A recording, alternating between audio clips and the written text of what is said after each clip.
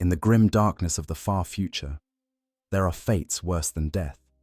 For a space marine, to fall in battle is considered an honor. To be interred within the sacred sarcophagus of a dreadnought is to be granted a chance to serve the Emperor beyond mortal limits. But there exists a nightmare that transcends even the horrors of the 41st millennium, a violation so profound that it shakes the very foundations of what the Adeptus Astartes hold sacred. This is the story of what happens when Orks capture a Loyalist dreadnought. The tale begins not with the capture itself, but with understanding what is being taken. A dreadnought is not merely a machine of war. It is not simply another weapon in the arsenals of the Imperium. Within that armored shell beats the heart of a hero, a warrior whose body was so catastrophically broken that only the most extreme measures could preserve their service to the God Emperor. These are veterans of countless campaigns, brothers who have earned glory through centuries of warfare. Their names are inscribed in the halls of their chapters, spoken with reverence by generations of space marines who came after them. When such a sacred vessel falls into the hands of the galaxy's most brutal and irreverent Xenos, something fundamentally wrong occurs in the universe. Imagine, if you will, awakening within your sarcophagus. The familiar hum of power systems should greet you, the gentle pulse of life support that has sustained your broken body for decades or even centuries.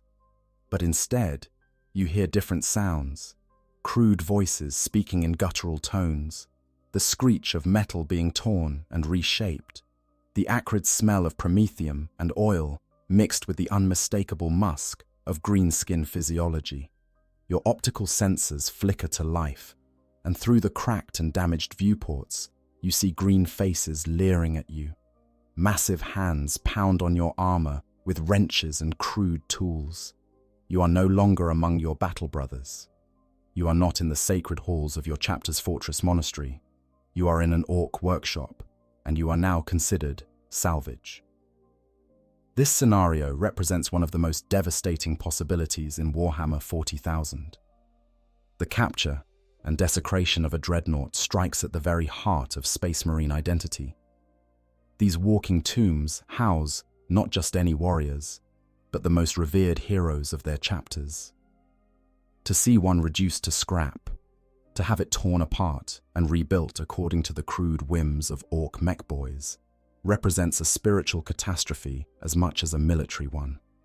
And for the pilot trapped within, conscious and aware throughout the entire ordeal, it becomes a living nightmare from which there is no awakening. The Orks care nothing for the sanctity of what they have captured. To them, this is simply the most impressive piece of scrap they have ever laid their meaty hands upon. They see a walking tank, bristling with weapons, armored in adamantium and ceramite. They see opportunity. They see the chance to create something truly Orky from the bones of their enemy's greatest warriors. And they set to work with all the enthusiasm and complete lack of reverence that characterizes their entire species. What follows in this account will detail every terrible step of this process. We will explore how such captures occur on the battlefield, examine the Ork psychology and technology that drives their actions, and delve deep into the unimaginable horror experienced by the Dreadnought pilot throughout their ordeal. We will look at the desperate attempts by Space Marine chapters to recover their fallen brothers, and the mercy that destruction sometimes represents. This is not a tale of triumph or glory. This is a descent into one of the darkest corners of the grim-dark universe, where even the honored dead find no peace. Understanding the Dreadnought. Before we can fully comprehend the horror of what befalls a captured Dreadnought, we must first understand what these war machines truly are and what they represent to the Adeptus Astartes. A Dreadnought is far more than the sum of its armored parts and devastating weapons. It is a sacred covenant between a chapter and its most grievously wounded heroes, a promise that service need not end with the destruction of the flesh. The process of creating a Dreadnought begins in the worst moments of battle. Picture a space marine, one of the Emperor's finest warriors, struck down by a blow so catastrophic that even their enhanced physiology cannot repair the damage. Perhaps their spine has been shattered by the power claw of a Chaos Terminator. Maybe they were caught in an explosion that left them with nothing below the waist and barely clinging to life. Their lungs might be punctured, their hearts damaged beyond even the miraculous capabilities of space marine biology. These are wounds that would kill an ordinary human instantly and would prove fatal even to an Astartes given time. But for the greatest heroes, for veterans whose wisdom and experience are deemed too valuable to lose, there exists another option. The chapter's apothecaries and tech marines work with desperate speed to stabilize what remains of the warrior's body. They harvest the gene seed if time permits, for the chapter's future must always be considered. Then comes the most crucial decision. If the warrior has earned sufficient honor through their deeds, if their tactical acumen and combat experience are judged irreplaceable, they may be selected for the greatest honor and the most terrible burden. They will become one of the ancients. They will be entombed within a dreadnought. The sarcophagus that houses a dreadnought pilot is a marvel of ancient technology, a life support system that can sustain a critically wounded space marine indefinitely. The pilot is sealed within, their ruined body suspended in amniotic fluid that fills their lungs and sustains them. This fluid is numbingly cold, thick as oil, and becomes the pilot's entire world. Neural interfaces are driven directly into their spine and brain, creating a connection so complete that the dreadnought becomes an extension of the pilot's will. Where once they commanded their own body, now they command tons of armored ceramite, adamantium, and devastating weaponry. But this gift comes at a terrible price. The pilot can never leave their sarcophagus. They are permanently entombed within the machine, unable to feel the touch of another being, unable to walk on their own legs, unable to experience the world as they once did. The sensory input they receive is filtered through machine spirits and augmetic systems. They see through optical sensors, hear through audio receptors, and feel nothing but the cold embrace of the amniotic fluid and the mechanical feedback of the dreadnought's systems. Many pilots describe the experience as a kind of living death, a half-existence between the mortal world and whatever lies beyond. Yet this sacrifice is considered one of the highest honors a space marine can receive. To be chosen for entombment is to be deemed worthy of serving the Emperor beyond the limits of mortal flesh. The chapter's chaplains conduct elaborate ceremonies during the internment, blessing both machine and pilot. The tech marines invoke the Omnissiah and entreat the machine spirits to accept their new pilot. The warrior's name is inscribed on the sarcophagus in High Gothic, a permanent record of who serves within. From that moment forward, they are referred to as ancient or venerable, titles that reflect both their age and their wisdom. They become living repositories of their chapter's history, witnesses to battles fought centuries or even millennia ago. The existence of a dreadnought pilot oscillates between periods of activity and long spans of stasis sleep. When not needed for battle or council, the sarcophagus is removed from the dreadnought chassis and placed in the deep vaults of the chapter's fortress monastery. There, in chambers maintained by the chapter's most skilled tech marines, the ancient sleeps. This sleep is unlike any mortal rest. It is a complete shutdown of consciousness, a void of nothingness that can span decades or even centuries. When the ancient awakens, they often have no sense of how much time has passed. Days, years, or generations might have elapsed in what feels to them like the blink of an eye. This temporal disconnection creates its own form of suffering. An ancient might awaken to find that all their brothers from their own time have long since fallen in battle. The chapter they remember may have changed significantly, adopting new tactics or facing new enemies. The galaxy itself shifts and changes while they sleep, and each awakening brings a fresh wave of alienation. Some ancients become increasingly detached from the present, their minds dwelling in battles fought long ago. speaking with brothers who have been dead for centuries. Others struggle to maintain their connection to the chapter, as it exists now, forcing themselves to learn the names of new recruits and adapt to changing circumstances. The sacred nature of dreadnoughts cannot be overstated. To Space Marines, these war machines represent the ultimate expression of duty and sacrifice. They are revered as living saints, veterans whose service transcends death itself. Young Space Marines are taught to honor the ancients, to listen when they speak, and to fight all the harder, knowing that such heroes watch over them. The loss of a dreadnought in battle is a tragedy that strikes at the heart of a chapter. Entire companies will fight to retrieve a fallen dreadnought's sarcophagus, even at the cost of their own lives, so that the ancient within can be given proper funeral rites. Within the sarcophagus, the pilot's perspective is fundamentally altered. The dreadnought becomes their body in a very real sense. When they move the massive arms, they feel the weight and power as if moving their own limbs, though the sensation is filtered through mechanical relays and force feedback systems. When they open fire with assault cannons or lascannons, they experience the recoil and the satisfaction of watching enemy formations disintegrate, but always with a layer of mechanical mediation between themselves and the experience. Some pilots describe it as like viewing the world through thick glass, present but separated from everything around them. The most advanced dreadnought patterns, particularly those used for Primaris Space Marines like the Redemptor pattern, push the pilot even harder. These newer designs offer greater power and more devastating weapons, but at a terrible cost. The neural load required to pilot them is so intense that it literally burns out the pilot's synapses over time. Where a traditional dreadnought pilot might serve for millennia, a Redemptor pilot will burn through several replacement sarcophagi over the course of their service, as successive pilots are consumed by the very machine that was meant to preserve them. This is what the Orks capture when they seize a dreadnought. They are not simply taking a vehicle or a weapon. They are claiming a hero of the Imperium, a warrior whose service spans centuries, whose wisdom encompasses countless battles, whose very existence is woven into the spiritual fabric of their chapter. And the Orks, in their crude enthusiasm and complete lack of understanding, care nothing for any of this. To them, it is merely the biggest and most interesting toy they have ever found.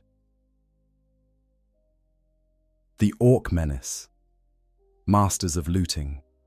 To understand what happens to a captured dreadnought, we must first delve into the Ork psyche and their relationship with technology. The Greenskins are unlike any other species in the galaxy, a race that combines brutal physicality with an unconscious psychic ability that fundamentally alters reality around them. They are the most numerous intelligent species in the galaxy, spreading like a plague from one world to the next, and their approach to warfare is as straightforward as it is terrifying. They exist to fight, and they love every moment of it. Orks are not a naturally evolved species. They are the engineered remnants of a weapon created during the ancient war in heaven, when the Old Ones fought desperately against the Necrons and their Satan masters. The Orks' creators embedded within their very genetics the knowledge they would need to wage war across the stars. This knowledge manifests through what Imperial scholars call the technogene, a genetic encoding that releases information as an Ork matures. Every Ork instinctively knows how to shoot, how to fight, how to speak the Ork language, and how to maintain basic weapons and vehicles. It is this genetic programming that allows Ork society to function despite their complete lack of formal education or training. Among the Orks, certain individuals emerge with specialized knowledge embedded even more deeply in their genes. These are the odd boys, Orks whose genetic programming gives them expertise in specific fields. The mech boys are the engineers and mechanics of Ork society, possessed of an instinctive understanding of how machines work that they themselves do not fully comprehend. They simply know, the way a bird knows how to build a nest or a spider knows how to spin a web. This knowledge, combined with the Orks' innate belief in their own technological supremacy, allows them to accomplish feats that should be physically impossible. At the heart of Ork technology lies a strange and poorly understood phenomenon: the Gestalt psychic field generated by all greenskins. Orks lack individual psychic power in the way that human psykers or Eldari warlocks possess it. Instead, they generate a collective, unconscious psychic field that grows stronger as more Orks gather together. This field has the remarkable property of making Ork beliefs manifest in reality. If an Ork believes that red vehicles go faster, they do. If an Ork believes that a weapon will work, even though it is objectively a mass of scrap metal, held together by rust and wishful thinking, it will fire. The more Orks believe something, the more real it becomes. This Gestalt field is not unlimited in its power. An Ork cannot simply pick up a stick and believe it is a plasma gun. The technology must be at least conceptually similar to what it is meant to be. A shooter needs to have a barrel, a trigger, and some mechanism for propelling projectiles, even if that mechanism would not work for a human. But the Ork psychic field bridges the gaps, makes the impossible possible, and turns piles of scrap into functioning war machines. This is why Imperial forces who capture Ork weapons often find they refuse to function, or explode when fired, or simply fall apart. Without the Gestalt field to support them, they are revealed as the jury-rigged junk they truly are. The Orks' approach to warfare is brutally simple. Hit things until they stop moving, then take their stuff. Looting is not just a practical consideration for the Orks, it is a fundamental part of their culture and psychology. They loot to acquire resources, yes, but also because looting is itself enjoyable. The act of stripping a battlefield of everything valuable, of dragging off enemy weapons and vehicles, of claiming trophies from fallen foes, this gives Orks almost as much satisfaction as the fighting itself. For some Ork clans, particularly the Death Skulls, looting becomes the primary motivation for going to war in the first place. The Death Skulls clan exemplifies the Ork looting culture to its extreme. These blue-painted greenskins are the most superstitious of all Orks, believing that the color blue brings luck.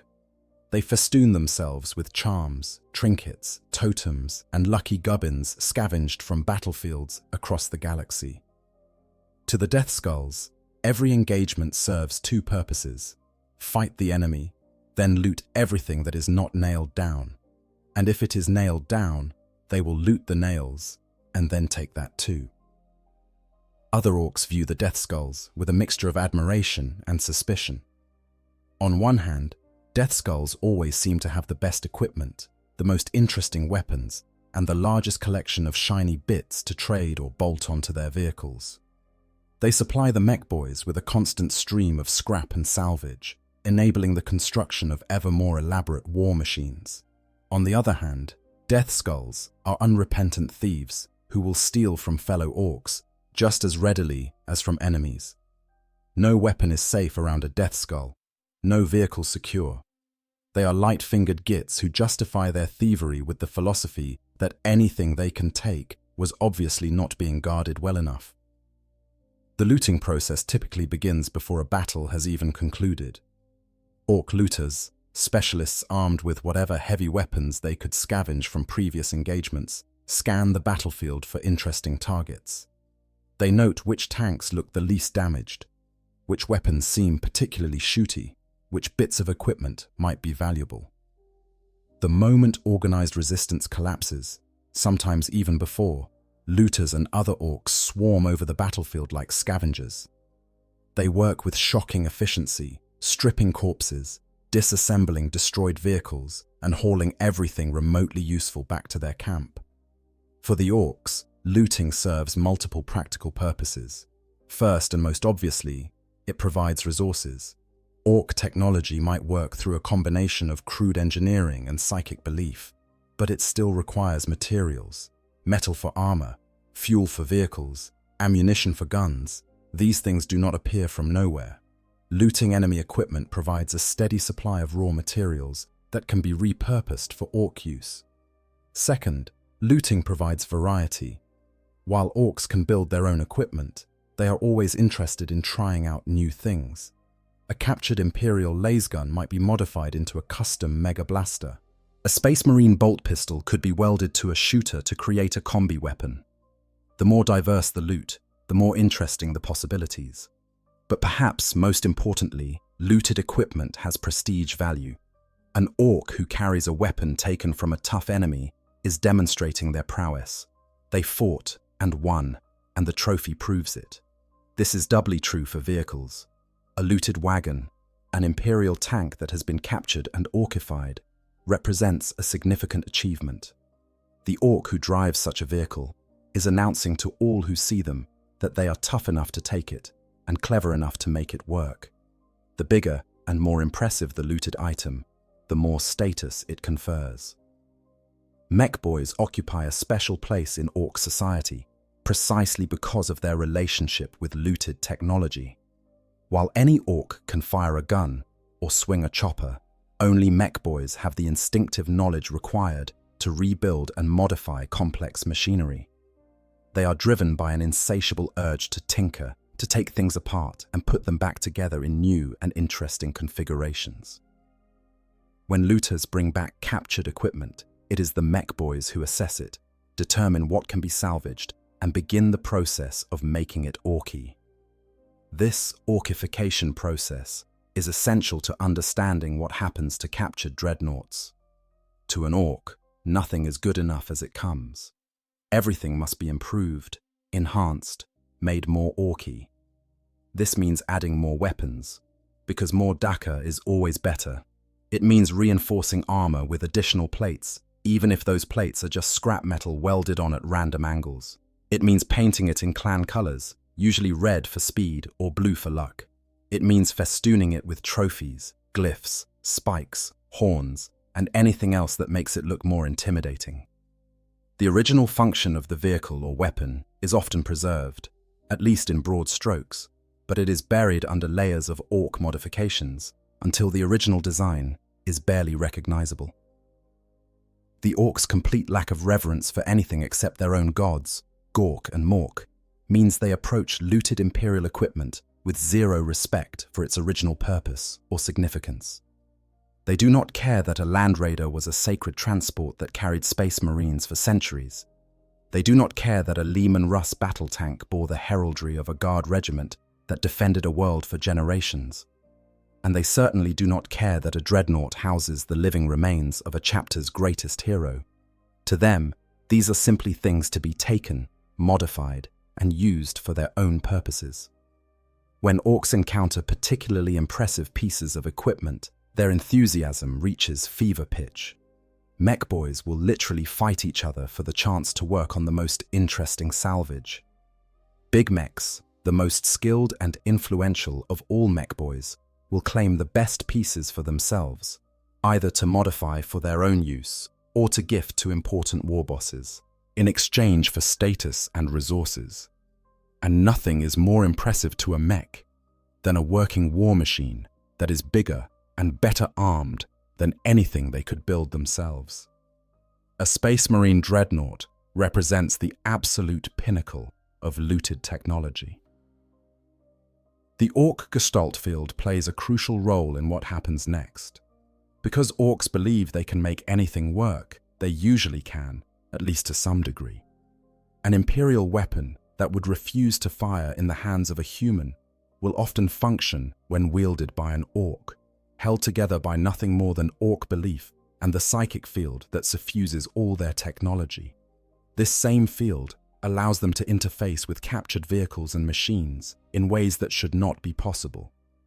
Control systems designed for human operation somehow respond to Ork input. Sophisticated machine spirits find themselves subjected to the crude commands of greenskin pilots. And dreadnoughts, whose neural interface is designed specifically for a Space Marine mind, find themselves violated by the presence of Ork consciousness. This brings us to the crux of the nightmare.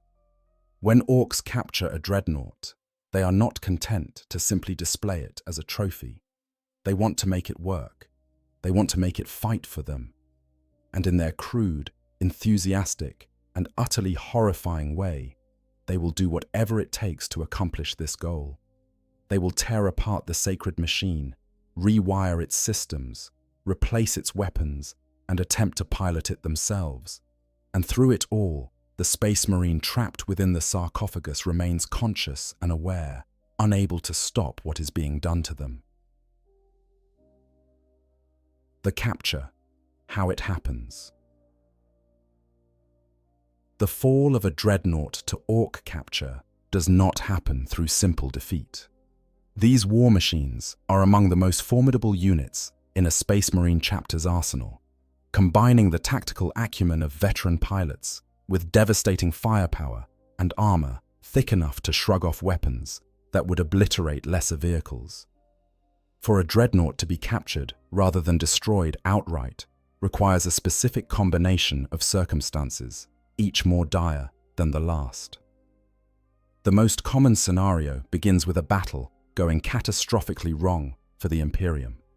Perhaps a Space Marine strike force has been drawn into a trap, surrounded by Ork numbers far greater than initial intelligence suggested. Maybe the terrain favors the greenskins, allowing them to get close enough to bring their crude but effective melee weapons to bear. Or perhaps the Orks have been led by a war boss cunning enough to target the Dreadnoughts specifically, recognizing them as linchpins of the Imperial formation. Whatever the cause, the result is the same. The Dreadnought finds itself isolated, separated from its supporting units, and overwhelmed by green bodies.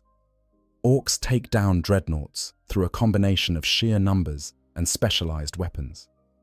Tank busters, Orks who specialize in destroying enemy vehicles, carry rockets and other anti-armor weapons specifically designed to crack open heavily armored targets. When they spot a Dreadnought, they converge on it with gleeful enthusiasm, launching volleys of explosive projectiles that hammer against its ceramite armor. Each hit weakens the integrity of the hull, creating vulnerable points that subsequent attacks can exploit. Meanwhile, regular boys swarm around the Dreadnought's legs, some firing wildly while others attempt to climb aboard with power claws and bombs. The critical moment comes when the Dreadnought's systems begin to fail. Perhaps its weapons have been destroyed or disabled, leaving it unable to clear the Orks swarming around it. Maybe its legs have been damaged by concentrated rocket fire, leaving it immobilized and vulnerable. The amniotic fluid within the sarcophagus might be leaking from battle damage, causing the pilot's life support to fail.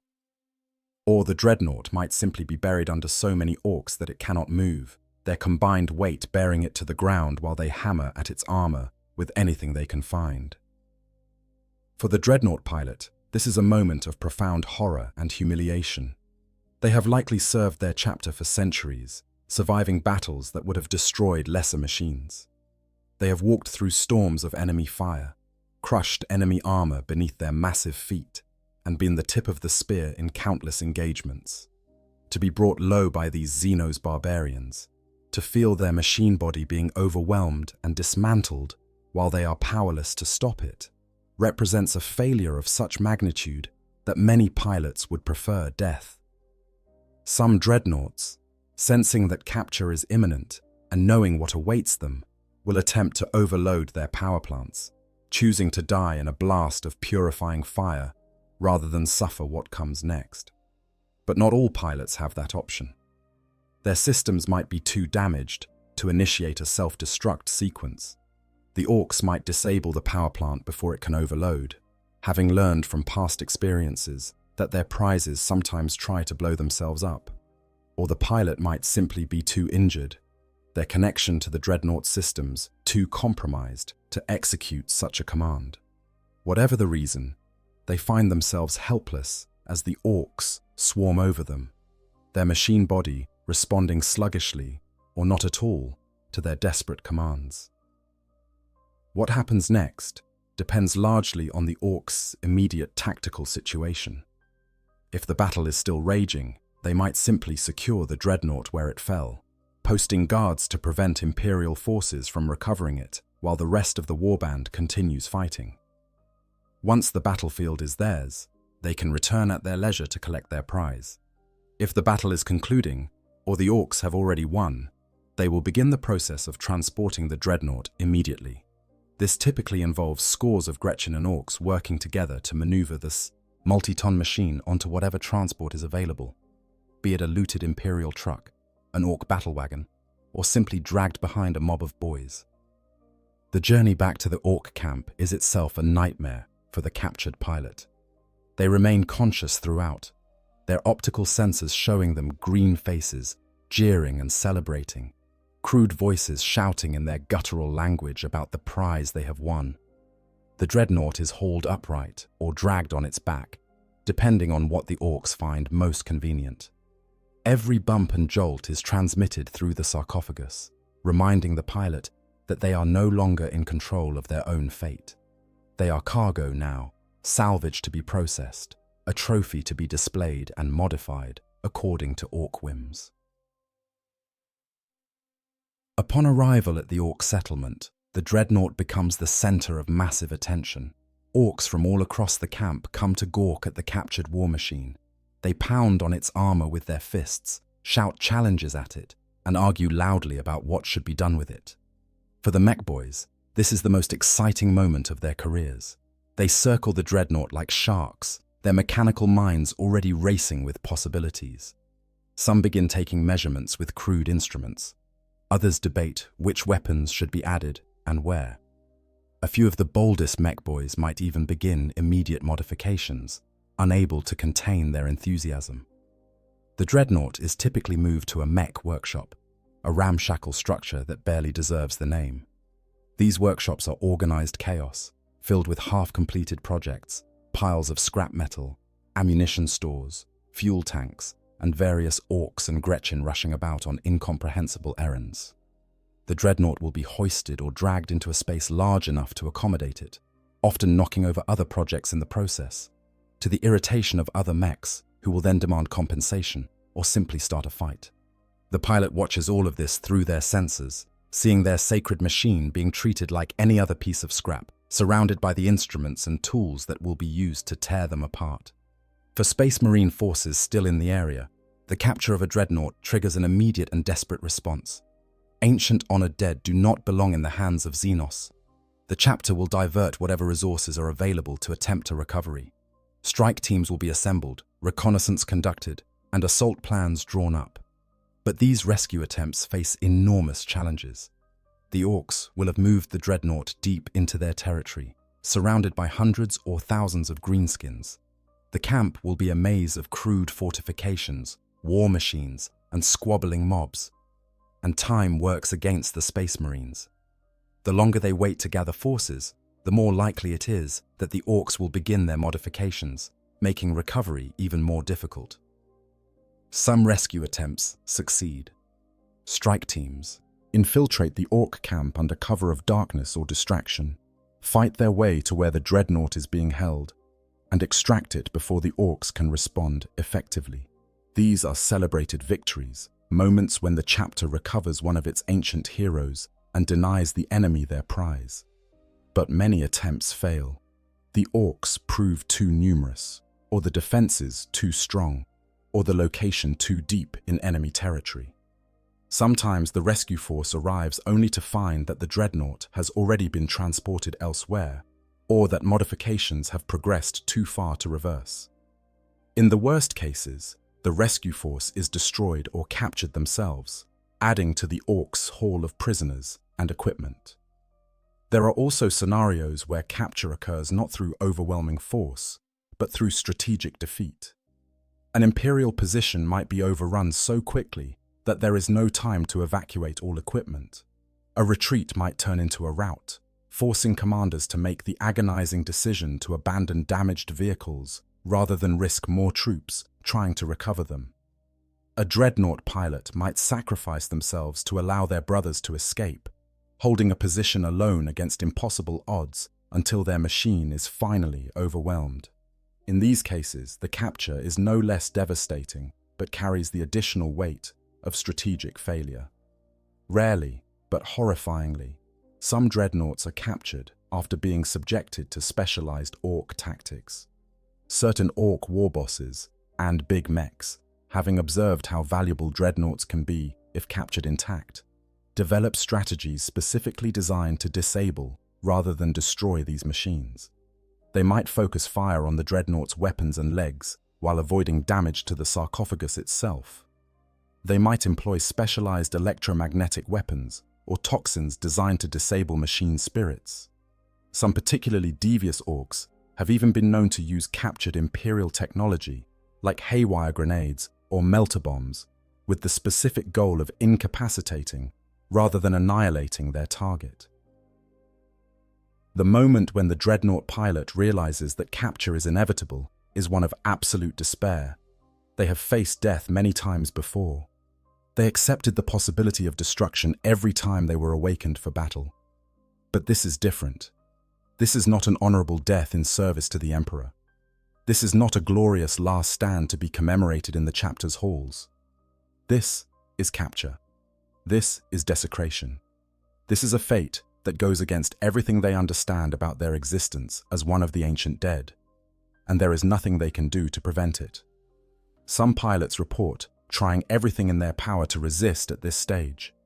They attempt to activate any remaining weapons, hoping for one final burst that might take enough Orks with them to make capture impossible. They try to move, even though their machine body no longer responds to their commands.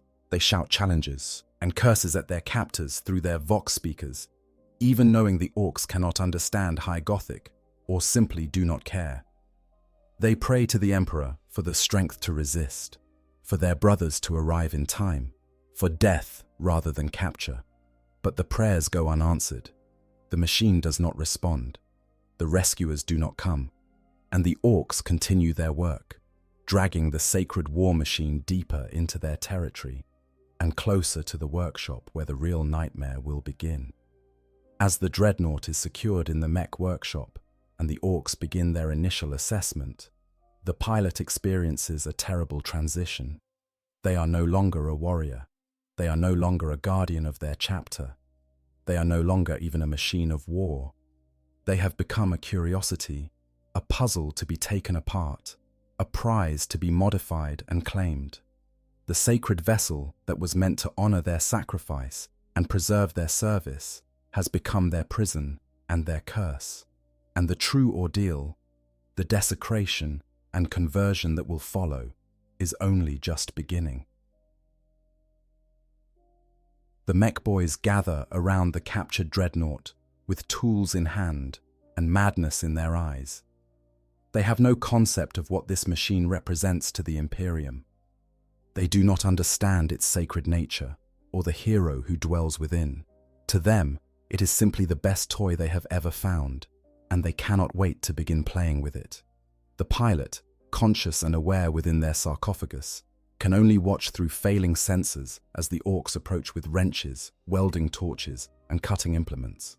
The nightmare is about to take its next terrible step. The Mech Boys Workshop, Initial Assessment. The interior of an Ork. Mech Boy Workshop is a sensory assault, even for those fortunate enough to experience it from outside. For a captured dreadnought pilot, forced to perceive it through damaged optical sensors and malfunctioning audio receptors, it becomes a vision of mechanical hell. The space is vast but chaotic, more like a cavern than a proper facility, with sections dedicated to different projects separated by nothing more than piles of scrap or the sheer force of personality of the mech claiming that territory. The air reeks of promethium, oil, burning metal, and the distinctive musk of Ork physiology, a combination that would make a normal human gag, but which the pilot can only register as abstract data fed through their environmental sensors. Everywhere the pilot's optical sensors turn, they see evidence of the Ork's brutal efficiency and complete disregard for safety or aesthetics. Half-finished war machines loom in the shadows, their purposes unclear, their designs owing more to enthusiasm than engineering. Gretchen scurry between these projects like rats, carrying tools, ammunition, armor plates, and components, whose original purpose has long been forgotten. Other orks, smaller mechs, and their assistants called spanners, work on various projects with tools that would make a tech marine weep. Crude wrenches, improvised welding torches, hammers for when precision fails, and power claws for when hammers are not enough. The sounds are equally overwhelming.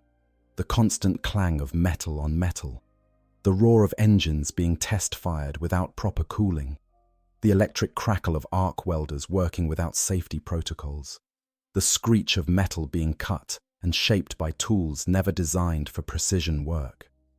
And over it all, the constant stream of orc voices, shouting, arguing, bragging, threatening, and occasionally breaking into what might generously be called singing.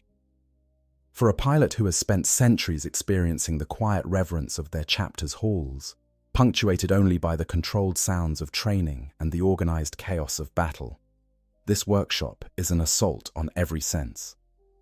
The Dreadnought is positioned in what appears to be a place of honor, though honor is perhaps the wrong word for greenskin culture. It is given space in a central location where many mechs can access it easily, a privilege granted to only the most interesting salvage. Around it, the Orks have already begun to gather a collection of components they think might be useful.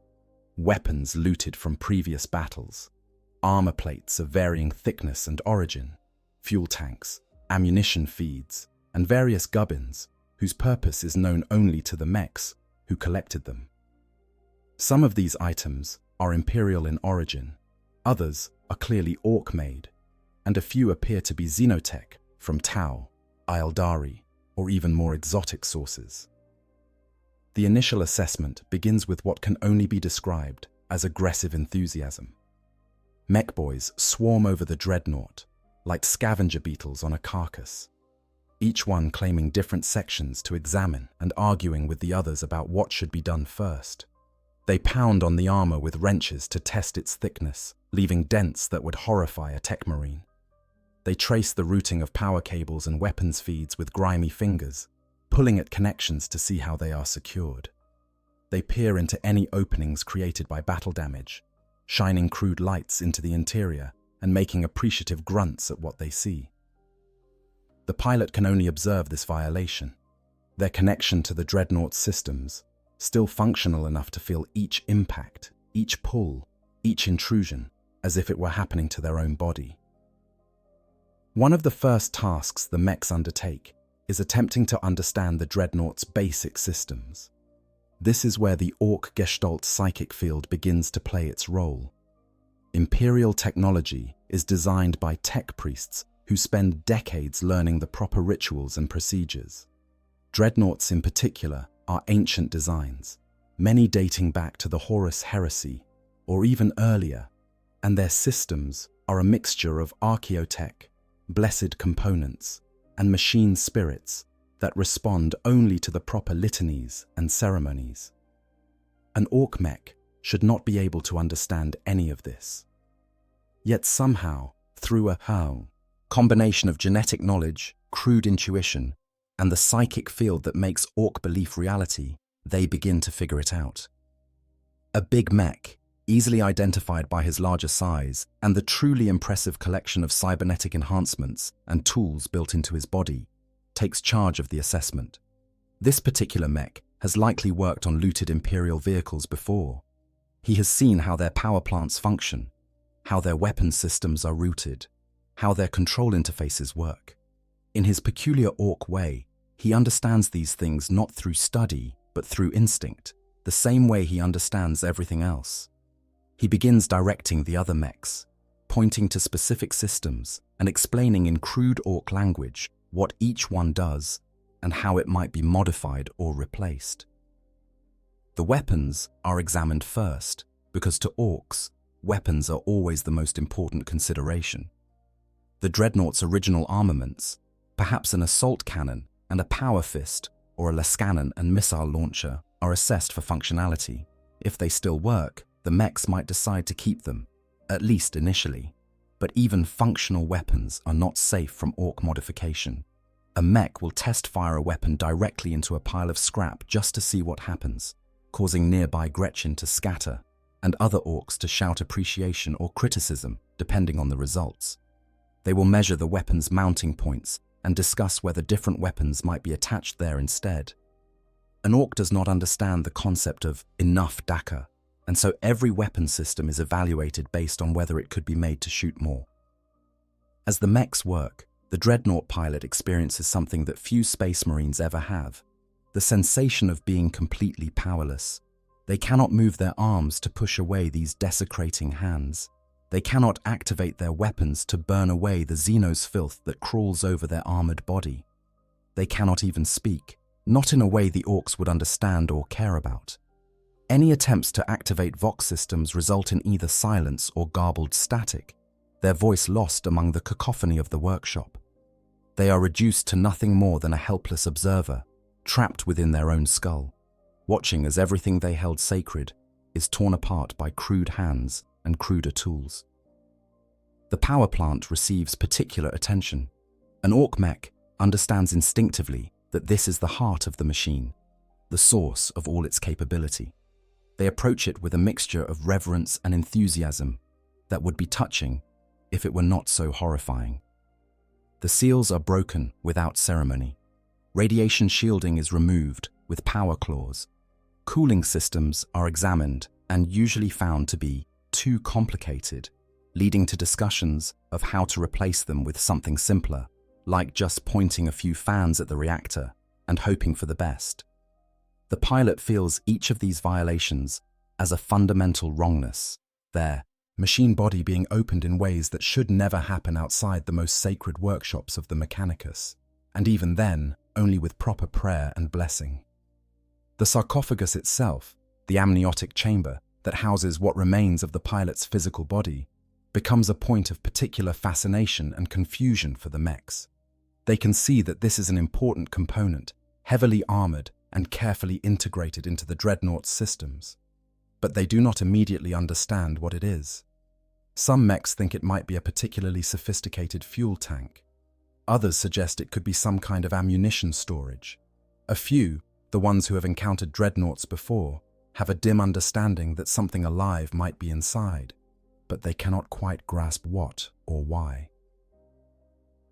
When a mech finally manages to access one of the sarcophagus's external readouts, perhaps by randomly pushing buttons, or more likely by simply hitting things until something happens, the revelation of a living occupant changes everything. The orcs' excitement reaches a fever pitch. They have not just captured a machine, they have captured a space marine. Never mind that this space marine is barely alive, sustained only by ancient technology. Never mind that they are so broken that only the sarcophagus keeps them from dying. To the orcs, this is even better than they thought. They have a working war machine and a prisoner. The possibilities are endless. This is when the Pain Boys become involved. Up until this point, the captured Dreadnought has been primarily the concern of the Mech Boys, who see it as a mechanical challenge. But the revelation of a living pilot brings in another type of Orc oddboy, one whose presence heralds horrors that make simple mechanical modification seem merciful by comparison. Pain Boys are the Orc equivalent of doctors and surgeons, though calling them such requires a very loose definition of those terms. They are driven by an insatiable curiosity about anatomy and biology, combined with a complete lack of empathy, medical ethics, or basic safety protocols. To a Pain Boy, every living being is a puzzle to be taken apart and potentially put back together in new and interesting ways. The arrival of a Pain Boy at the Dreadnought assessment typically causes some tension between the oddboys. Mechs view the captured machine as their province, their project to be worked on. Pain Boys see the living occupant as theirs to experiment upon. Arguments break out, sometimes escalating into physical confrontations that must be broken up by larger orcs or resolved through the traditional orc method of whoever is biggest is in charge. Eventually, a compromise is usually reached. The mechs will handle the machine, and the Pain Boys will handle the pilot. Both groups will need to work together to make the Dreadnought fully functional, which requires cooperation between the two types of oddboys. This cooperation, such as it is, follows the same pattern used to create Ork, Def Dreads, and Killer Cans. These Ork walkers require both mech expertise to build the machine and Painboy skill to wire the pilot into it. The Dreadnought represents a more advanced version of the same challenge. If they can figure out how the Space Marine is connected to the machine, they can potentially duplicate or modify those connections. If they can keep the pilot alive, they might be able to force them to operate the Dreadnought for the Orks. And if the pilot proves too difficult or too broken, they can always replace them with an Ork volunteer, using the captured sarcophagus as a template for their own crude neural interface. During this initial assessment phase, the pilot's psychological state deteriorates rapidly. They have gone from being a warrior, to being cargo, to being a specimen under examination. Every moment brings fresh horrors as they watch through their senses, the careless way the Orks handle systems that were built and maintained with prayer and devotion. They hear the Orks' guttural speech and understand none of it, though the tone makes their intentions all too clear. They feel phantom sensations through their neural link as parts of their machine body are cut away or rewired, each change registered as a kind of violation that has no equivalent in the experience of an ordinary Marine. Some pilots attempt to resist at this stage in the only way left to them. They try to disconnect their consciousness from the Dreadnought systems, retreating into the small spark of awareness that exists in their broken body within the sarcophagus. This rarely works. The neural interface is designed to be permanent and all-encompassing. It is meant to be the pilot's entire sensory world, and severing that connection while remaining conscious is nearly impossible. Those who try often succeed only in creating feedback loops that cause them tremendous pain as their nervous system fights against the interface it depends on. Eventually, they give up, their consciousness settling back into the pattern of experiencing the world through machine senses, condemned to witness every moment of what comes next. Other pilots try a different approach. They attempt to communicate with their captors, hoping against hope that some common ground might be found. They activate whatever Vox systems still function, broadcasting prayers to the Emperor, pleas for mercy, offers to be destroyed rather than desecrated, or simply their name and chapter so that whoever eventually recovers their body knows who served within. These attempts at communication usually fail. Most Orks do not understand Gothic, and those who do generally cannot hear the transmissions over the noise of the workshop. Even when a pilot's words are heard, they are typically met with mockery, or worse, interest from the Painboys, who become even more eager to examine this strange Hume that talks from inside a machine. As the initial assessment concludes, and the mechs and Painboys develop their plans for the Dreadnought, the pilot must face the reality of what comes next. This is not a temporary situation. They are not going to be rescued before modifications begin. The Orks have claimed them, and now they will be changed. The sacred machine that was supposed to honor their sacrifice and preserve their service to the Emperor will be defiled, rebuilt according to Ork aesthetics and function, and potentially forced to serve the very enemies they have fought against for centuries. The assessment phase, as terrible as it was, will soon seem merciful compared to what the Orks are about to do. The workshop bustles with renewed energy as word spreads throughout the Ork camp that something truly special is being worked on. More mechs arrive to offer their services, or just to watch and learn. Painboys begin assembling their tools, looking forward to the opportunity to examine a Space Marine in detail. Gretchens scurry around, organizing components and preparing the workspace for the major operation ahead. And in the center of it all, the Dreadnought stands silent, its sacred form about to be subjected to the most profound desecration imaginable at the hands of Xenos, who care nothing for its history or the sacrifice it represents. Desecration and conversion. The actual modification process begins with what can only be described as enthusiastic dismantling. The mechs have completed their assessment, developed their plans, which is to say they have decided what they want to do first, and now they set to work with all the subtlety of a sledgehammer. The Dreadnought's sacred armor, blessed by tech marines and inscribed with prayers and oaths of moment, is attacked with cutting torches and power saws. Sections are carved away to provide access to internal systems, with no regard for structural integrity or the preservation of holy markings. Parchments bearing litanies of hate flutter to the ground, only to be trampled by greenskin feet or swept up by Gretchen to be used as fuel for fires. The weapon systems are among the first components to be addressed. Ork philosophy regarding weapons is simple. More is always better. If the Dreadnought came equipped with an assault cannon, the mechs will debate whether to add a second assault cannon, replace it with something shootier, or somehow attach multiple different weapons to the same mounting point.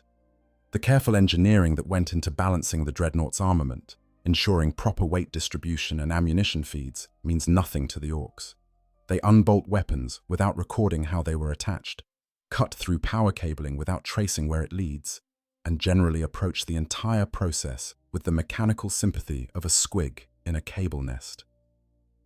When the original weapons are removed, the mounting points are examined with great interest. An Ork mech understands mounting brackets and firing arcs in the same instinctive way he understands everything else mechanical, but his understanding is filtered through an Ork lens, which means that if a mounting point can physically hold a weapon, then as far as he is concerned, it should work. The fact that the Dreadnought's power plant might not be able to support the energy requirements of the new weapon, or that the structural reinforcement might not be sufficient for the recoil, or that the ammunition feed would require complete redesign. These are minor problems to be solved through application of more welding and a firm belief that it will work. The replacement weapons come from the Orks' extensive collection of looted and constructed armaments. A Dreadnought might find itself fitted with Ork rockets, massive rocket launchers that fire ammunition with all the aerodynamic properties of a brick and guidance systems that consist mainly of point at enemy and hope. Big shooters, the Ork equivalent of heavy machine guns, might be strapped on in clusters, their ammunition belts dangling freely because the mechs could not be bothered to create proper feeds. For close combat weapons, the elegant power fists or close combat attachments might be replaced with massive Ork power claws, weapons that resemble oversized mechanical crab claws and operate on the principle that if you squeeze hard enough, eventually something will break. Some mechs, particularly ambitious or skilled ones, might attempt to attach truly exotic weaponry. A scorcher, an Ork flamethrower that operates at temperatures that would make even an Imperial Prometheum weapon seem cool by comparison, could be welded onto one arm. A custom mega blaster, an oversized plasma weapon that has a disturbing tendency to explode and kill its user, might be attached to the other. The fact that these weapons were never designed to be mounted on a walking platform, that they have no targeting systems worth mentioning, and that their power requirements are measured in hope the generator holds out, none of this discourages the mechs. If anything, the challenge makes the project more exciting. As the weapons are swapped and new ones bolted on, the Dreadnought pilot experiences each change as a profound violation. The weapons were part of their body in a very real sense. They knew every quirk of their assault cannon, every slight adjustment needed for their lascannon, the exact feel of their power fist closing around enemy armor. Now those familiar tools are being replaced with crude substitutes that register as foreign objects in their awareness. The neural interfaces scream errors as the machine spirit tries to accommodate hardware it was never designed to control. And underlying it all is the terrible knowledge that these new weapons, should the Dreadnought be forced or tricked into activating them, will be used against the Imperium. The armor modification follows a similarly brutal pattern. Ork aesthetics do not value the clean lines and geometric precision of Imperial design. To an Ork, armor should look intimidating, which means it should have spikes, teeth, horns, and general visual aggression. Thick plates of scrap metal are welded onto the Dreadnought's carapace at seemingly random angles. Some of these actually do provide additional protection, the sheer thickness of Orkish armor plate compensating for its complete lack of sophisticated design. But many serve no purpose except to make the machine look more Orky, which to the mechs is purpose enough. The armor additions often incorporate trophies and symbols meaningful to the Orks. Skulls, both Ork and otherwise, might be welded to the hull. Glyphs representing the Ork clan or specific mech are painted or carved into the armor. Chains and hooks are attached, dangling freely until they catch on something or are used to hang additional trophies. The sacred chapter icons and personal heraldry that once adorned the Dreadnought are either obliterated entirely or, in a particularly cruel twist, defaced and incorporated into the Ork decorations.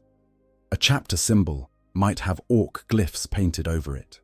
A purity seal might be used to mark where a mech made a particularly clever modification. The paint job deserves special mention as its own form of desecration. Ork color theory is simple. Red makes things go faster, blue brings luck, yellow makes explosions bigger, and other colors have their own mystical properties. The Dreadnought, likely painted in the proud colors of its chapter, is subjected to liberal application of whatever color the dominant Ork clan prefers. For Death Skulls, this means being covered in blue paint, often applied with more enthusiasm than precision. Evil Sons would paint it red, perhaps adding racing stripes for extra speed. Goths might go for black and white checkers, because that is their traditional pattern. The paint is applied with crude brushes, spray cans, or simply by hand, with Gretchen climbing all over the Dreadnought and slathering on color with little concern for even coverage or aesthetic coherence. Multiple coats might be applied, sometimes in different colors, as different Orks contribute their opinions on what color is best. The result is a chaotic mess that completely obscures the original finish. Any remaining chapter iconography disappears beneath layers of garish paint. The Dreadnought's once dignified appearance, the visible mark of centuries of honor and service, is reduced to a riot of color that screams Orky to anyone who sees it. During this process, the power plant and motive systems receive their share of attention. The Dreadnought's reactor is a marvel of technology, a miniaturized fusion plant that can provide power for centuries with proper maintenance. To the mechs, it is both impressive and frustrating. Impressive because it works so well, frustrating because it is too sophisticated for them to fully understand or reproduce. Their solution is typically to leave the core reactor alone while completely rebuilding everything around it. Cooling systems are simplified or replaced entirely. Safety interlocks are removed because they interfere with operating the machine. Control systems are bypassed in favor of more direct connections that can be operated by an Ork who understands nothing about reactor management. The Dreadnought's legs, sophisticated systems of pistons, servos, and artificial muscles, receive similar treatment. Any damaged components are repaired using whatever materials are available. If a hydraulic line was severed, it gets replaced with whatever hose the mechs have lying around, even if it is a different diameter or pressure rating. Burned-out servos are swapped with ones looted from completely different machines, resulting in mismatched performance that the Orks compensate for by just making everything stronger. The subtle calibration that allowed the Dreadnought to walk with surprising grace becomes a thing of the past, replaced by a stomping gait that broadcasts the machine's presence from hundreds of meters away. One of the most disturbing aspects of the conversion process, from the pilot's perspective, is the installation of what mechs call the red button. Ork vehicles and war machines almost universally feature at least one button, lever, or switch, whose exact function is unknown even to the mech who installed it. These controls are added during the construction process, when a mech has a neat idea but cannot quite figure out how to implement it properly. Rather than abandon the idea, they wire it in anyway, hook it up to something that seems appropriate, and slap a button on the control panel. When pressed, this button might provide a burst of extra speed, release a cloud of noxious gas, cause something to explode, or just make a loud noise. Sometimes it does nothing. Sometimes it kills the operator. The mystery is part of the appeal. When a red button is installed in the converted Dreadnought, it is connected to whatever system the mech thought would be most entertaining. It might trigger an overcharge of the reactor, providing a temporary boost in power at the risk of a catastrophic meltdown. It could activate every weapon simultaneously, which sounds great until you consider ammunition management and heat dissipation. Or it might be connected to the sarcophagus's life support systems, in which case pressing it would have effects that even the Orks did not fully intend. The pilot, aware of this new addition through their neural interface, but unable to determine what it does, must live with the knowledge that at any moment, some curious Gretchen or trigger-happy Ork might press the button just to see what happens. The control systems present one of the greatest challenges for the mechs. A Dreadnought is designed to be piloted through neural interface, the pilot's thoughts directly controlling the machine's actions through sophisticated mind impulse units. This is technology far beyond what the Orks can create or even fully understand. Their solution is typical of their approach to all complex problems: simplify it until it works, or at least until it looks like it should work. The original control systems are ripped out and replaced with crude mechanical controls, giant levers and pedals that can be operated by an Ork who understands nothing about the machine's operation. But here is where the Ork Gestalt field truly begins to show its power. These crude controls should not work. The interface between mechanical levers and the Dreadnought's sophisticated systems requires translation through electronics, computer systems, and machine spirits that should not respond to such barbaric input. But the Orks believe it will work, and so, through the power of their collective psychic field, it does. Sort of. The Dreadnought lurches and staggers, rather than walking with its former precision. Its weapons fire erratically, their targeting systems confused by input that makes no sense according to their programming. But it moves and it fights, after a fashion, and to the Orks, that is all that matters. Throughout this entire process, the pilot remains conscious and aware. Every modification is transmitted through their neural interface as a discordant note in what was once a harmonious connection between mind and machine. They feel the weapons being removed, experience the crude installation of replacements as a kind of sensory violation. The armor modifications register as foreign masses, deadening their proprioceptive sense of their machine body's dimensions and weight distribution. The paint job is perhaps the least physically intrusive change, but psychologically it is devastating. The final obliteration of their chapter identity, visible even to their limited optical senses. Some pilots, during the conversion process, experience something like a psychotic break. The strain of watching their sacred machine being defiled, combined with the constant assault on their senses from the crude modifications, pushes them beyond the limits of sanity. They begin to hallucinate within their sarcophagus, seeing visions that are not coming through their optical senses. They hear voices that are not transmitted through their audio receptors. Some start to believe they are already dead, and this is their punishment in some warp-touched afterlife.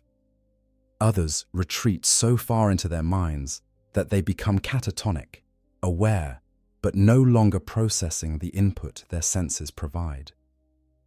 Other pilots maintain their sanity through sheer force of will and the training that has sustained them through centuries of service. They catalogue every change, committing to memory the details of what has been done to them.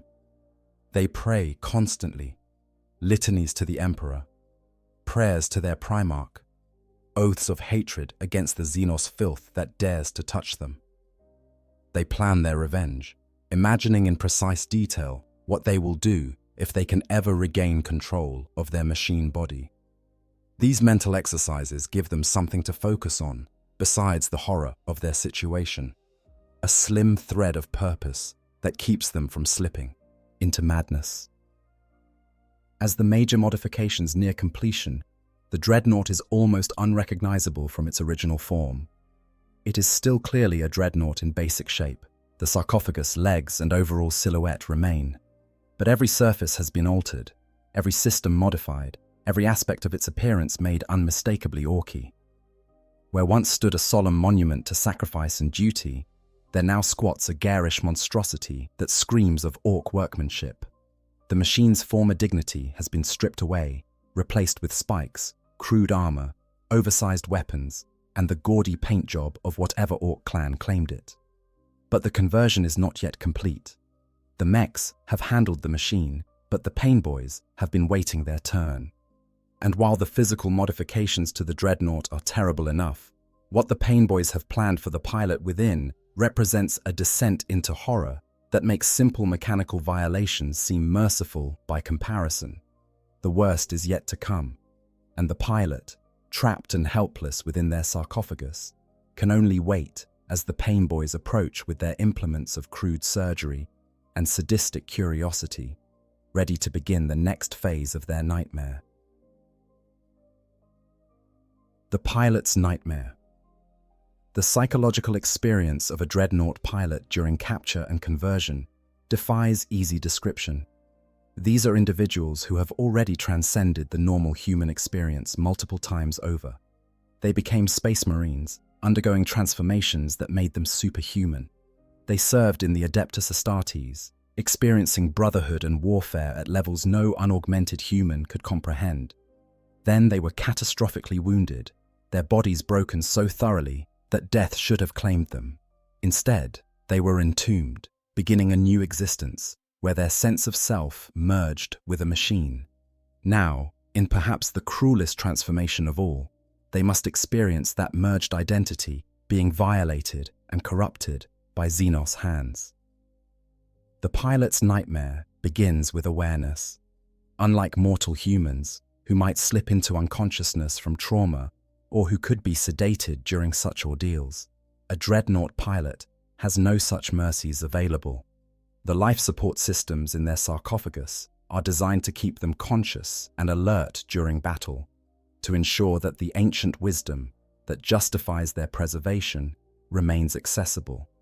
These same systems prevent them from escaping into unconsciousness during their ordeal with the Orks. Every moment is experienced with the full clarity of their enhanced Space Marine mind, filtered through centuries of combat experience that makes them all too aware of how wrong everything is. In the early stages, immediately following capture, many pilots experience a form of denial. They tell themselves that this cannot be happening, that their brothers will come for them soon, that the Emperor would not allow such desecration. They cling to the protocols and procedures they have known for centuries. When it is time for maintenance, they expect tech marines. When they detect damage to their systems, they anticipate proper repair rituals. But instead of the reverent touch of their chapter's specialists, they feel crude Ork hands tearing into their machine body with wrenches and cutting torches. As the initial modifications begin, denial gives way to a desperate hope that the Orks might inadvertently destroy them. Each time a mech cuts into a critical system, the pilot hopes that this will be the cut that severs something vital, that sends them into the Emperor's embrace.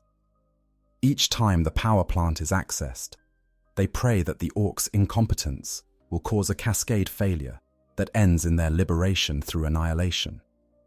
But the perverse irony is that Ork repairs, crude as they are, often work. The Gestalt psychic field that allows their ramshackle technology to function keeps the Dreadnought operational even as it is rebuilt according to principles that should result in catastrophic failure. The sensory experience of modification is profoundly disturbing. A Dreadnought pilot's connection to their machine body is so complete that they can feel individual armor plates, sense the flow of ammunition through feed systems, experience the charge building in energy weapons. When the Orks modify these systems, the pilot feels it all. A weapon being unbolted registers as a limb being amputated. Armor being cut away feels like skin being flayed.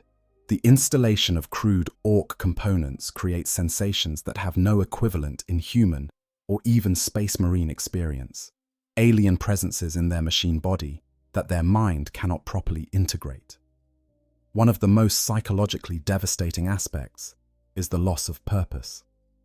A Dreadnought pilot's entire existence, from the moment of their entombment, has been dedicated to serving the Emperor and their chapter. Every awakening had meaning, a battle to fight, wisdom to share, a duty to perform. Now they awaken to serve Ork curiosity. to be a prize displayed and modified, to potentially fight against the very Imperium they have served for so long. This inversion of purpose strikes at the core of their identity. They are not merely imprisoned, they are being corrupted into a mockery of everything they once stood for. The pilots' attempts at resistance are pathetic in their futility and heartbreaking in their desperation. They try to activate their weapons, hoping to destroy their captors or themselves, but the weapons either do not respond or have already been removed. They attempt to activate their Vox systems to call for help, to warn other Imperial forces, or simply to say prayers aloud, but the transmission is drowned in the cacophony of the Ork workshop, or goes unheard because the Vox system has been damaged. Some pilots try to disconnect from their neural interface, to retreat into whatever remains of their physical body, but the interface is designed to be inescapable, a permanent merger that has become a prison. The dreams and hallucinations that afflict some pilots during the ordeal provide no relief, only different flavors of horror. Some experience vivid flashbacks to their time as whole space marines, walking on their own legs, feeling the weight of a bolter in their hands, breathing real air instead of amniotic fluid. These dreams are torture because they end, snapping back to the present reality where they are trapped in a sarcophagus being defiled by Xenos. Other pilots dream of their chapter, seeing their battle brothers fighting and dying while they can do nothing to help. They imagine their chapter master ordering their destruction, declaring them lost to the chapter and beyond recovery, and they cannot even argue against this judgment, because they know it might be mercy. As the conversion progresses, and the physical modifications approach completion, many pilots begin to experience what might be called identity dissolution. They have spent so long merged with the Dreadnought that the machine is, in a very real sense, their body. When that body is so thoroughly altered that it no longer resembles what it was, who are they? The name inscribed on their sarcophagus might still be visible, assuming the Orks have not painted over it or welded armor plate across it. But the machine that bore that name proudly into battle no longer exists. It has been replaced by an orkified monstrosity that shares only a superficial resemblance to the original. This identity crisis is compounded by the way the modifications affect their sensory experience. The optical sensors, damaged in battle and then crudely repaired by Orks, provide a distorted view of the world. Colors might be off, edges might blur. The field of view might be restricted or weirdly expanded. Audio receptors filled with Ork modifications pick up different frequency ranges than before, making even familiar sounds alien. The proprioceptive sense that told them where their arms and legs were in space becomes unreliable as the weight distribution changes and new components are added.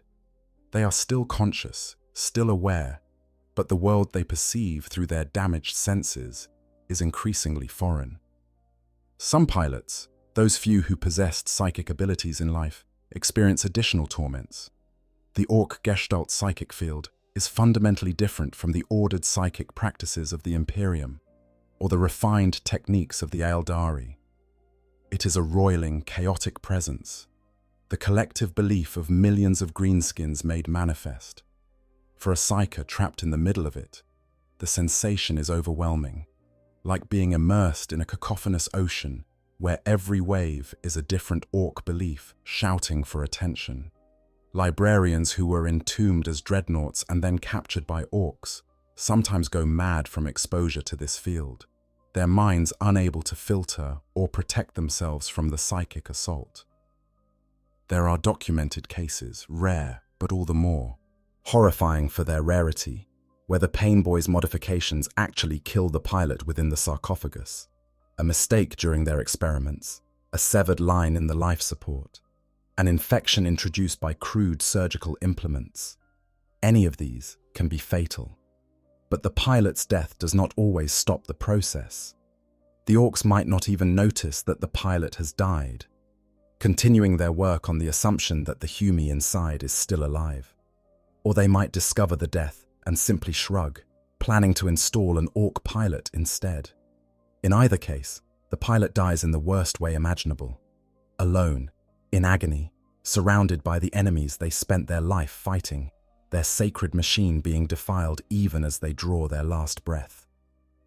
For those pilots who survive physically but not psychologically, madness takes many forms. Some become catatonic, their consciousness still present, but no longer processing external input in any meaningful way. They exist in a dream state, reliving battles from centuries ago, or imagining scenarios that never were and never will be. Others experience psychotic breaks that manifest as delusions. They might believe they are back in their chapter monastery, that the sounds of the Ork workshop are actually their battle brothers performing maintenance rituals. They might convince themselves that this is a test of faith, a trial the Emperor has set for them, and that if they endure long enough, they will be rewarded with release. Still other pilots channel their psychological trauma into intense, focused hatred. Every moment of consciousness becomes an exercise in cataloguing grievances against the Orks. They memorize the features of every greenskin they see through their optical sensors, promising themselves that one day they will have revenge. They compose elaborate litanies of hatred, variations on the traditional prayers taught to all Space Marines, but now intensely personal and detailed. This hatred becomes their anchor, the thing that keeps them from slipping into madness or despair. As long as they hate, they are still themselves. As long as they plan revenge, they have purpose. It is a bitter existence, but it is existence. And for a Dreadnought pilot who has already spent centuries in a state that most would consider half-death, bitter existence is familiar territory. The pilot's awareness of time becomes severely distorted during their ordeal. The regular cycle of battle, sleep, and awakening that structured their existence as a Dreadnought is replaced by the chaotic schedule of Ork activity. The mechs work when they feel like it, which might be for days straight or in short bursts, separated by long periods of inactivity. The pilot has no way to judge whether hours, days, or weeks are passing. The workshop never truly sleeps. There is always some Ork banging on something somewhere, always some project being worked on. The pilot's temporal sense, already compromised by centuries of stasis sleep, dissolves entirely into an eternal now of suffering and violation. Throughout all of this, one thought recurs to almost every captured pilot: the fear that they might be recovered in their orkified state and brought back to their chapter. They imagine the expressions of their battle brothers upon seeing what has become of them.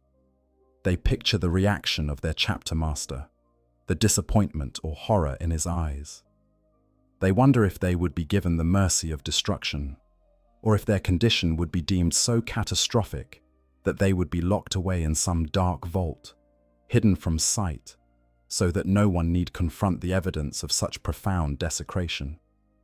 This fear of being seen by those they loved and served as something shameful rather than honorable adds another layer to their psychological torture. For a few pilots, those whose faith in the Emperor is absolute and whose mental conditioning is perfect, the ordeal becomes a strange kind of devotional practice. They treat their suffering as a form of penance, a way to atone for whatever failing led to their capture. They offer their pain to the Emperor, imagining that in some way their suffering serves humanity. They recite the litany of endurance, the catechism of perseverance, and every other prayer they can remember that speaks to enduring hardship. This spiritual framework does not make the experience less horrible, but it provides meaning, transforming their torture from senseless victimization into sacrifice. Whether the Emperor hears these prayers or cares about the suffering of one among billions is unknowable, but the act of prayer itself provides structure when everything else has been stripped away. The nightmares intensify during the rare moments when the pilot does manage to slip into something resembling sleep, usually when their systems are powered down for major work. These dreams are fever visions, combinations of memory, trauma, and the strange psychic pollution of the Ork gestalt field. They might dream of fighting their own battle brothers, their orkified body now bearing arms against the Imperium. They might see their Primarch turning away from them in disgust, or their chapter's chaplain declaring them fallen and beyond redemption. Sometimes they dream of the moment of their original wounding, reliving the instant their body was broken. But in the dream, death claims them as it should have, and they wake to find that the merciful dream of death was just that, a dream. The pilot's nightmare is one of total, absolute helplessness. They are conscious but cannot act. They see but cannot look away. They hear but cannot silence the sounds. They are present for every moment of their desecration, but can do nothing to prevent or even influence it.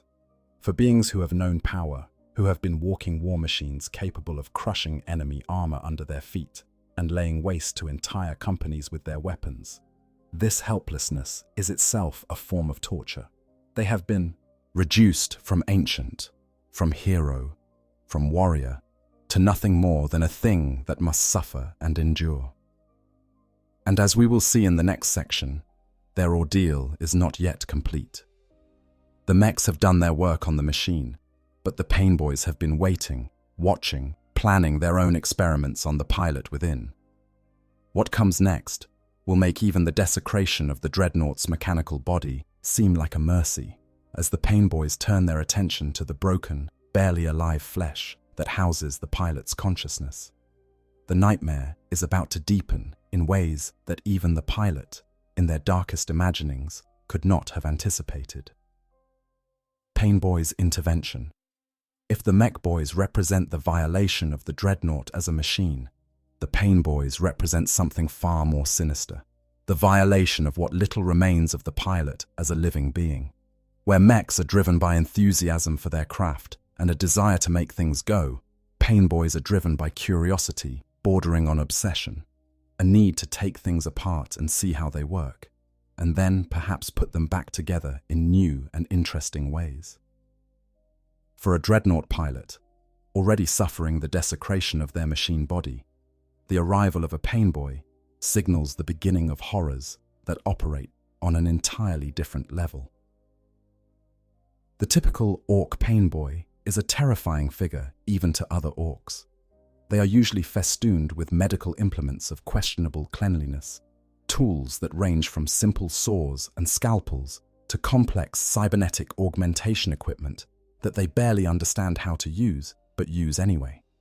Pain Boys often experiment on themselves first, which means many of them sport bizarre augmentations, extra arms for holding tools, mechanical legs that allow them to move around the battlefield faster, enhanced vision systems salvaged from a dozen different species, all integrated into their bodies with more enthusiasm than skill. They are accompanied by Gretchen orderlies who carry additional tools, hold down struggling patients, and generally serve as disposable assistants for their experimental surgeries. When a Pain Boy approaches the captured Dreadnought, the first thing they want is access to the sarcophagus. They have been observing the mech's work, watching as the machine was stripped down and rebuilt, but their interest lies within. The revelation that the Dreadnought contains a living Space Marine has set their curiosity aflame. Space Marines are rare specimens for Pain Boy study. Most encounters with them end with one side or the other dead, leaving little opportunity for the kind of extended experimentation that Pain Boys prefer. A captured and helpless Space Marine, one who is so critically wounded that they cannot survive outside their life support, but who remains alive and conscious, represents an opportunity that may never come again. The process of accessing the sarcophagus is fraught with danger, though the Pain Boy may not fully understand this. The sarcophagus is heavily armored precisely because the pilot within is so vulnerable. It contains sophisticated life support systems that maintain the pilot in their half-alive state, systems that are temperamental at the best of times, and catastrophically fragile when subjected to crude intervention.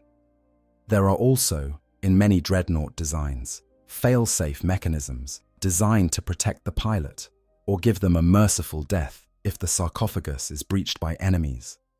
A plasma charge might be set to detonate if the seals are broken without proper authentication. Toxins might be released to give the pilot a quick death rather than capture. Emergency life support might kick in, using the last reserves of power to maintain the pilot for a few final minutes while self-destruct sequences activate. The Painboy cares nothing for these dangers.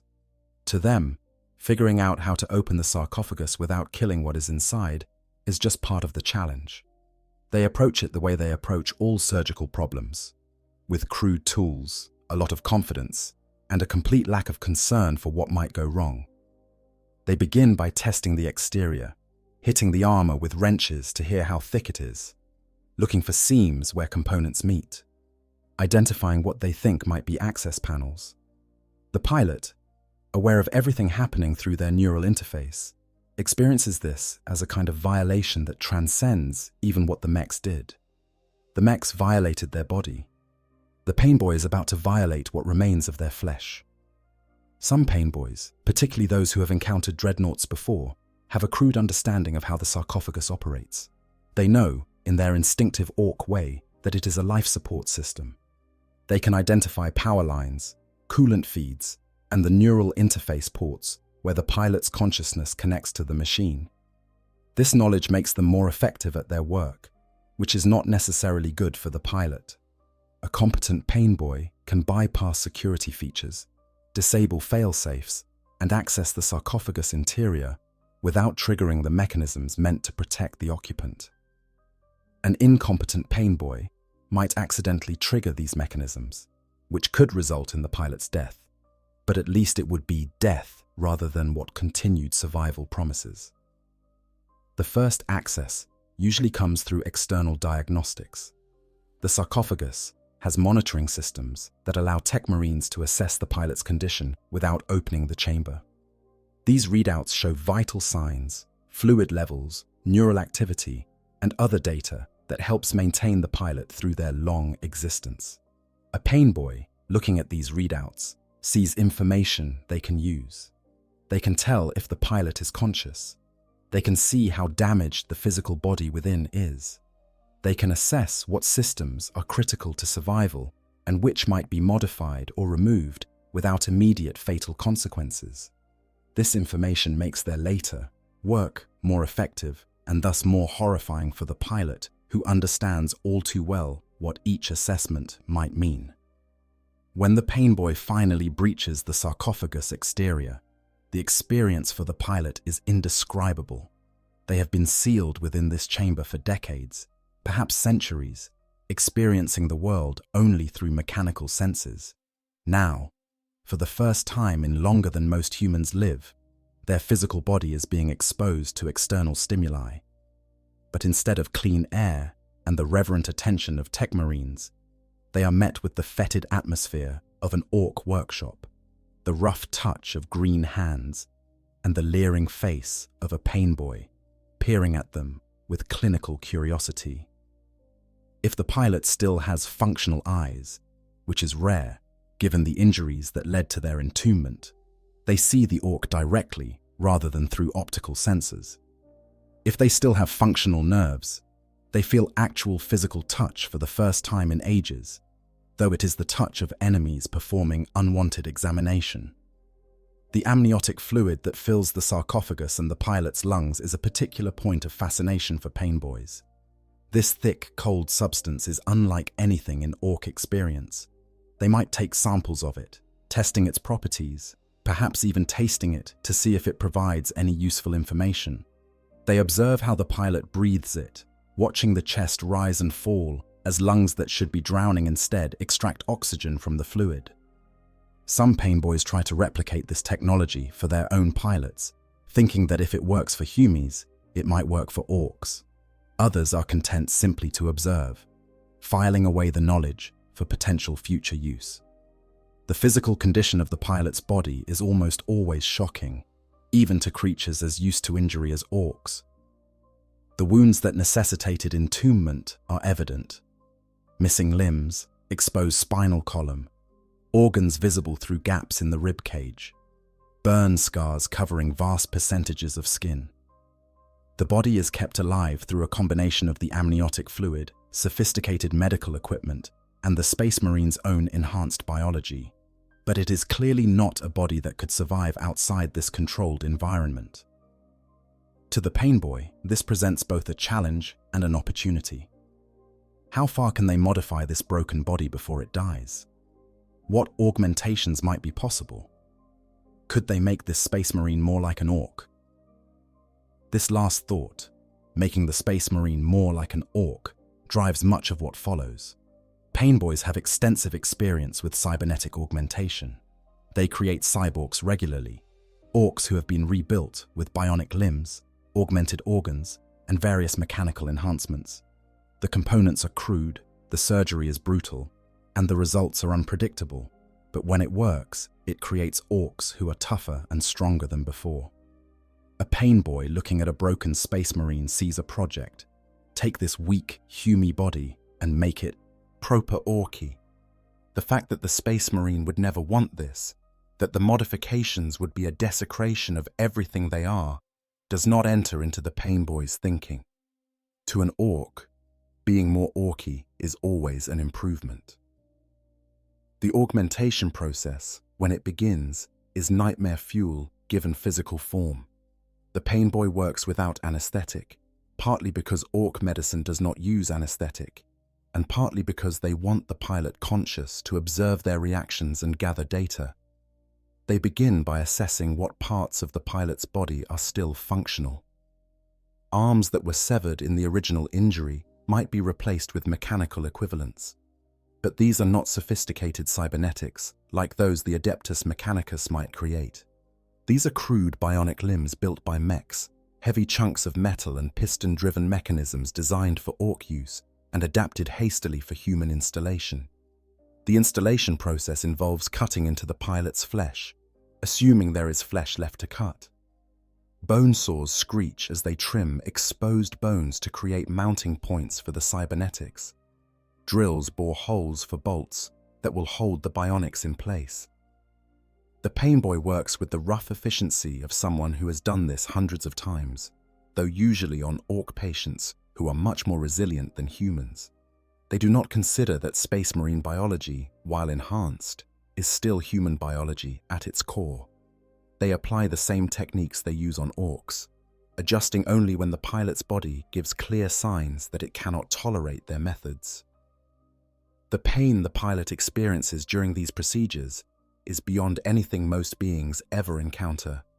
Space Marines are trained to endure pain, to fight through injuries that would incapacitate normal humans. But this is different. This is not the clean pain of battle wounds or the purposeful pain of training. This is prolonged, invasive torture performed by an alien who cares nothing for their suffering except as data points in their medical curiosity. The pilot cannot even scream properly, their lungs filled with amniotic fluid, their vocal cords unused for so long that they might not function. Any sounds they make are likely bubbles in the fluid, nothing that the Painboy would hear or care about. Some Painboys, those who are particularly ambitious or particularly mad, even by Ork standards, attempt more radical modifications. They might try to replace the pilot's organs with Orkish equivalents. An Ork has a redundant biology with multiple copies of critical organs, and a Painboy might think this is an improvement for a Humie. They attempt to graft additional organs into the Space Marine's body, forcing foreign tissue to integrate with human biology in ways that should not be possible. The fact that these procedures often fail, resulting in the pilot's death from rejection or infection, only teaches the Painboy what does not work, which they file away for next time. The neural interface, the sophisticated connection between the pilot's brain and the Dreadnought's systems, receives its own special attention. A Painboy can see that this is important technology, a way to make the Humie work the machine with just their thoughts. They examine the neural ports, trace the connections into the pilot's spine and skull, and try to understand how it functions. Some Painboys attempt to modify these connections, thinking they might be able to create their own version for Ork use. They splice in additional connections, wire in crude control systems, and generally meddle with technology, that took the Adeptus Mechanicus millennia to perfect. The result is neural feedback so intense that the pilot experiences it as lightning shooting through their brain, a sensation that makes all previous pain seem trivial. Occasionally, through accident or malicious curiosity, a Painboy's modifications actually improve some aspect of the pilot's physical condition. An organ that was failing might be stabilized by crude augmentation. A pain receptor that was firing constantly might be severed, providing relief. But these improvements, if they can be called that, come at a terrible cost. The pilot is being changed, their human body augmented with Ork cybernetics, their space marine purity corrupted by Xenos modification.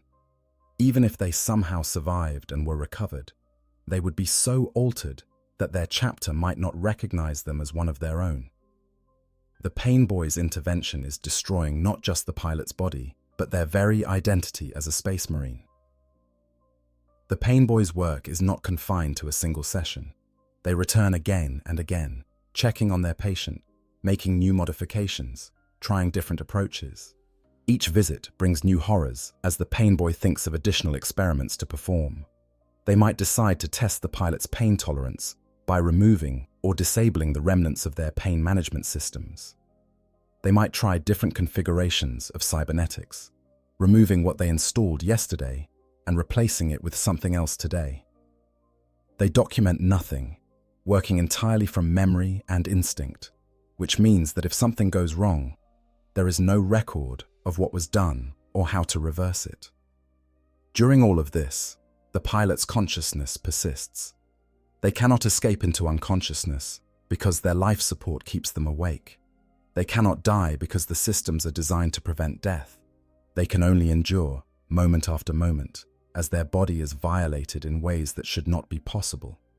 Some pilots pray for the Emperor's mercy, asking to be released from their torment. Others curse their fate, raging against the cruel joke that gave them survival when death would have been kinder. And a few, those whose faith or stubbornness transcends even this nightmare, continue to plan and wait, hoping that someday they might have their revenge against the Xenos filth who have done this to them. The Painboy eventually reaches a point where they are satisfied with their work, at least temporarily.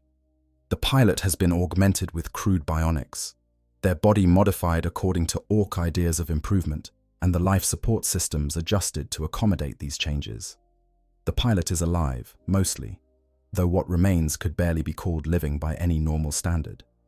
They are a patchwork of human flesh, space marine biology, and Ork cybernetics, held together by faith and the stubborn refusal of their enhanced physiology to simply give up and die. The sarcophagus is resealed, the life support reconnected, and the neural interface reactivated. As consciousness returns fully, and the pilot finds themselves once again experiencing the world through the Dreadnaught's sensors, they must come to terms with what has been done to them. They can feel the differences in their physical body, the weight of the crude bionics, the altered responses of their modified organs. They are no longer what they were, not as a space marine, and not even as a Dreadnought pilot. They are something new, something that has no name in imperial theology or military doctrine. They are a victim, a survivor, and a monster, all at once. And the worst part is that their ordeal may not yet be over.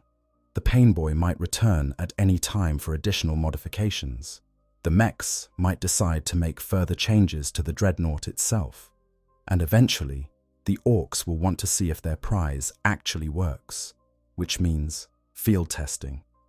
The pilot's nightmare continues, with no end in sight and no hope of rescue. Field testing and battle. After weeks or even months of modifications, assessments, and horrific experiments, the converted Dreadnought is declared ready for field testing by the mechs and Painboys. This moment, while terrifying in its implications, also represents something that many pilots have desperately hoped for: a chance to be in battle again.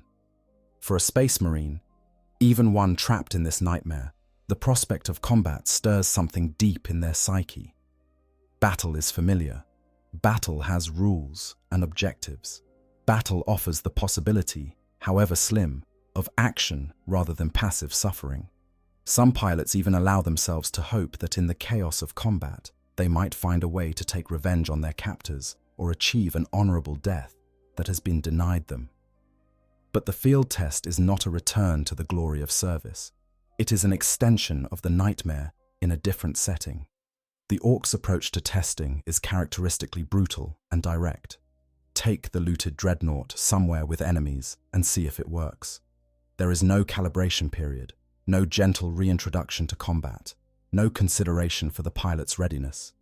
The Dreadnought is loaded onto whatever transport is available, hauled to a location where fighting is happening or about to happen, and deployed with all the ceremony of a new shooter being handed to a boy who needs more dakka. The pilot's opinion on this process is neither sought nor considered. The transport to the battlefield provides the pilot with their first sustained view of the Ork warband in motion.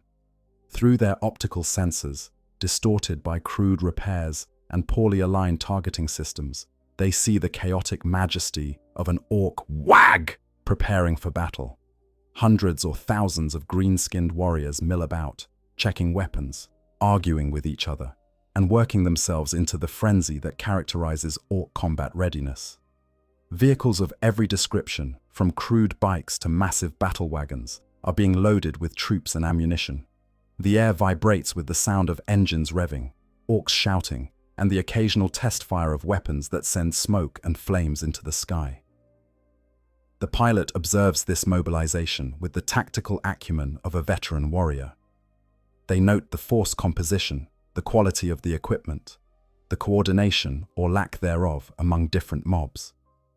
They assess the warband's capabilities with the same analytical mindset that once helped them plan battles for their chapter.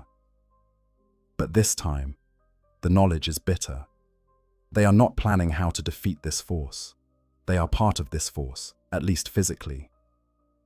The idea is so fundamentally wrong that it threatens to shatter what remains of the pilot's sanity. Every moment, they expect to wake from this nightmare and find themselves back in their chapter monastery, being prepared for a real battle against enemies of the Imperium, rather than serving alongside them. The first indication of who the Orks are fighting comes from observations during the approach to the battlefield. The pilot might hear Ork chatter through whatever audio receptors still function, picking up fragments of guttural speech that a veteran of fighting Orks learns to partially understand. They might see Imperial fortifications in the distance, or recognize the landscape as a world they once fought to defend. The identification of the enemy creates a profound conflict within the pilot. If the Orks are fighting other Xenos, like Tyranids or Necrons, there might be a grim satisfaction in seeing their machine body used against creatures that also oppose the Imperium. But if the enemy is Imperial Guard, or worse, Space Marines, the pilot must confront the possibility that they might be forced to fight against their own allies, or even their own brothers. The Orks' deployment of their looted prize varies depending on the tactical situation and the creativity of the local war boss. Some simply point the Dreadnought at the enemy and tell it to fight, expecting the machine's machine spirit, or whatever lives inside, to understand that fighting is what it was built for. Others attempt to pilot the Dreadnought themselves, with Orks, or sometimes brave Gretchen, climbing into jury-rigged control systems and trying to make the machine respond to their input. And in a few cases, particularly clever or deranged mechs try to force the original pilot to operate the Dreadnought, using a combination of crude coercion, neural feedback manipulation, or simply the hope that the pilot's warrior instinct will overcome their resistance. When an Ork actually tries to pilot the looted Dreadnought, the results are unpredictable at best and catastrophic at worst. The control systems, even with mech modifications, were designed for neural interface control by a Space Marine mind. An Ork, trying to operate the crude mechanical controls installed during conversion, faces a machine that does not want to respond to them. The Dreadnought's machine spirit, if such a thing can be said to exist in the Mechanicum sense, is confused and angry. It has been desecrated, its sacred functions perverted, and now a Xenos is attempting to command it. The machine resists, servos locking up, weapons refusing to fire, or systems failing in creative ways that the Ork operators interpret as teething problems, rather than the rebellion of a violated machine. But the Ork Gestalt field does its work here as elsewhere. The Orks believe the Dreadnought will work, and so, to some degree, it does. The pilot, watching through their sensors as an Ork struggles with the controls, experiences a bizarre mixture of satisfaction and horror. Satisfaction that the machine resists, that some measure of its integrity remains despite all that has been done to it. Horror that the resistance is not enough, that the Orks' crude commands are being translated into action, that their machine body is moving and fighting according to greenskin whims, rather than the holy purpose for which it was created.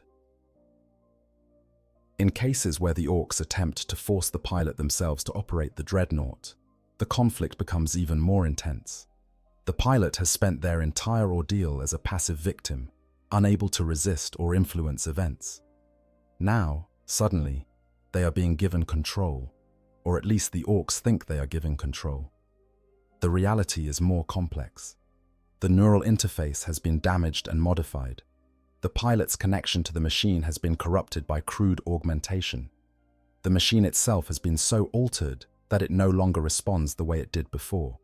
Even if the pilot wanted to operate the Dreadnought, which most emphatically do not, they might not be able to do so effectively. Some pilots, confronted with this situation, attempt to use whatever control they have to resist or sabotage the Orks' intentions. They try to shut down systems at critical moments, to aim weapons away from Imperial targets, to move the Dreadnought in ways that disrupt Ork tactics, rather than supporting them. These attempts at resistance are often detected by the mechs and pain boys who are monitoring the test, resulting in painful neural feedback or threats of further modification if the pilot does not cooperate. The pilot is trapped in an impossible situation: cooperate and become a traitor to the Imperium, or resist and face punishment that might include worse torments than they have already endured. Other pilots take a different approach. They decide that if they must fight, they will fight for themselves rather than for the Orks. They wait for opportunities when they can turn the Dreadnought's weapons against their captors rather than their intended targets. They look for chances to position the Dreadnought where it can cause maximum chaos in the Ork ranks. They calculate carefully, knowing they might only get one chance and that they must make it count. But these opportunities are rare. The Orks keep their prize in view, surrounded by mobs that can overwhelm it if it turns on them. And the pilot's ability to control the modified Dreadnought is so compromised that executing complex tactics is nearly impossible. When the looted Dreadnought is finally deployed in actual combat, the experience for the pilot is surreal. They are in battle again, experiencing the familiar sounds of gunfire, explosions, and the shouts of warriors. But everything is wrong. The weapons they fire are crude Ork implements that bear no resemblance to the blessed armaments they once wielded. The targets they are being directed toward might be Imperial forces, sons of the Emperor fighting to defend humanity. The allies around them are green-skin barbarians who cheer and laugh at destruction that should be mourned. The pilot is in their element and yet completely out of place, a warrior fighting in a battle where they are on the wrong side and unable to change it. The performance of the Orkified Dreadnought in combat is typically uneven.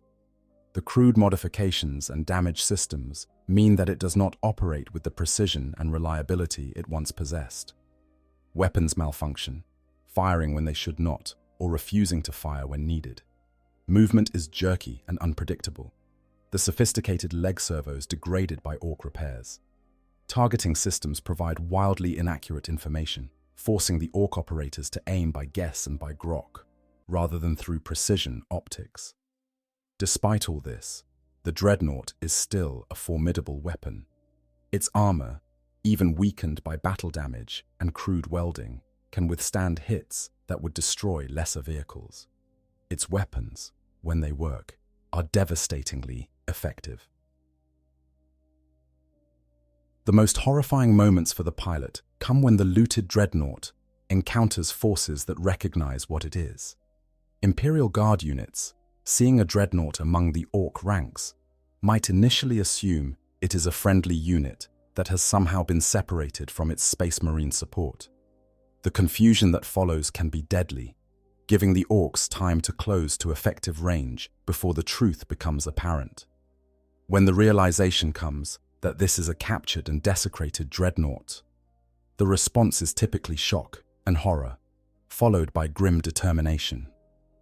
Imperial forces know that such a fate is worse than death and will often prioritize destroying the looted Dreadnought over other targets, seeking to end the ancient suffering and deny the Orks their prize. When Space Marines encounter a looted Dreadnought, especially if it is from their own chapter, the reaction is even more intense. Every Space Marine knows what a Dreadnought represents. They understand the sacrifice made by the pilot, the honor of being chosen for entombment, the centuries of service that typically precede capture. To see one of their ancient dead paraded as an Ork trophy, modified and defiled, potentially being used to fight against the Imperium, is an offense that strikes at the very heart of their brotherhood. The Space Marines will make recovering or destroying the looted Dreadnought their highest priority, even at great cost in lives and resources. These encounters often represent the end of the looted Dreadnought's battlefield career, though not always in the way the pilot hopes. Imperial forces, determined to destroy the abomination, will focus overwhelming firepower on it. Lascannons, missile launchers, melter weapons, and plasma guns all converge on the Dreadnought, tearing through its armor and destroying its systems. For the pilot, this barrage is simultaneously terrifying and almost welcome. They are being destroyed by friendly fire, attacked by the forces they once fought alongside. But destruction means release. It means the end of their nightmare. As systems fail and damage cascades through the Dreadnought's frame, the pilot might have time for one final prayer before oblivion claims them. But not all encounters end in the Dreadnought's destruction. Sometimes the Orks protect their prize effectively enough that it survives the battle. Imperial forces might be driven off before they can completely destroy the Dreadnought, or tactical necessities might require them to withdraw rather than commit to its destruction. In these cases, the Dreadnought is recovered by the Orks, dragged back to their workshop, and repaired for use in future battles. The pilot, having tasted combat and the possibility of death, must return to their captivity, knowing that the next deployment might not offer even the chance of destruction. They are a weapon now, a tool to be used and repaired as needed, their suffering expected to continue indefinitely. The psychological impact of the field test on the pilot cannot be overstated. For those who were forced to fight against Imperial forces, the guilt is crushing. They know intellectually that they had no choice, that they were helpless victims rather than willing traitors.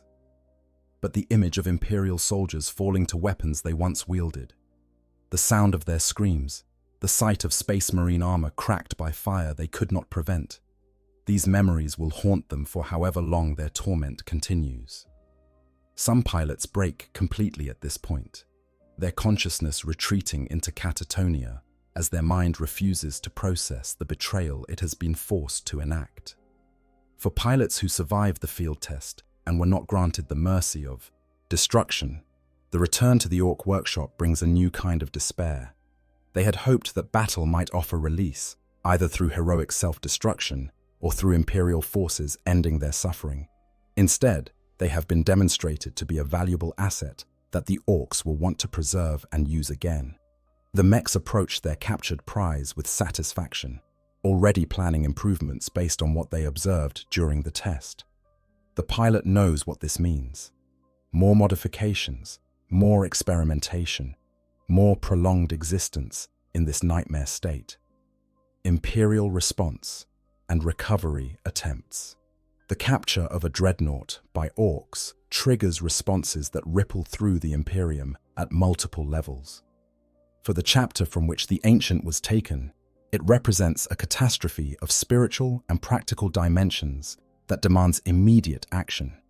For the Inquisition, it presents concerns about technology and knowledge falling into Xenos hands.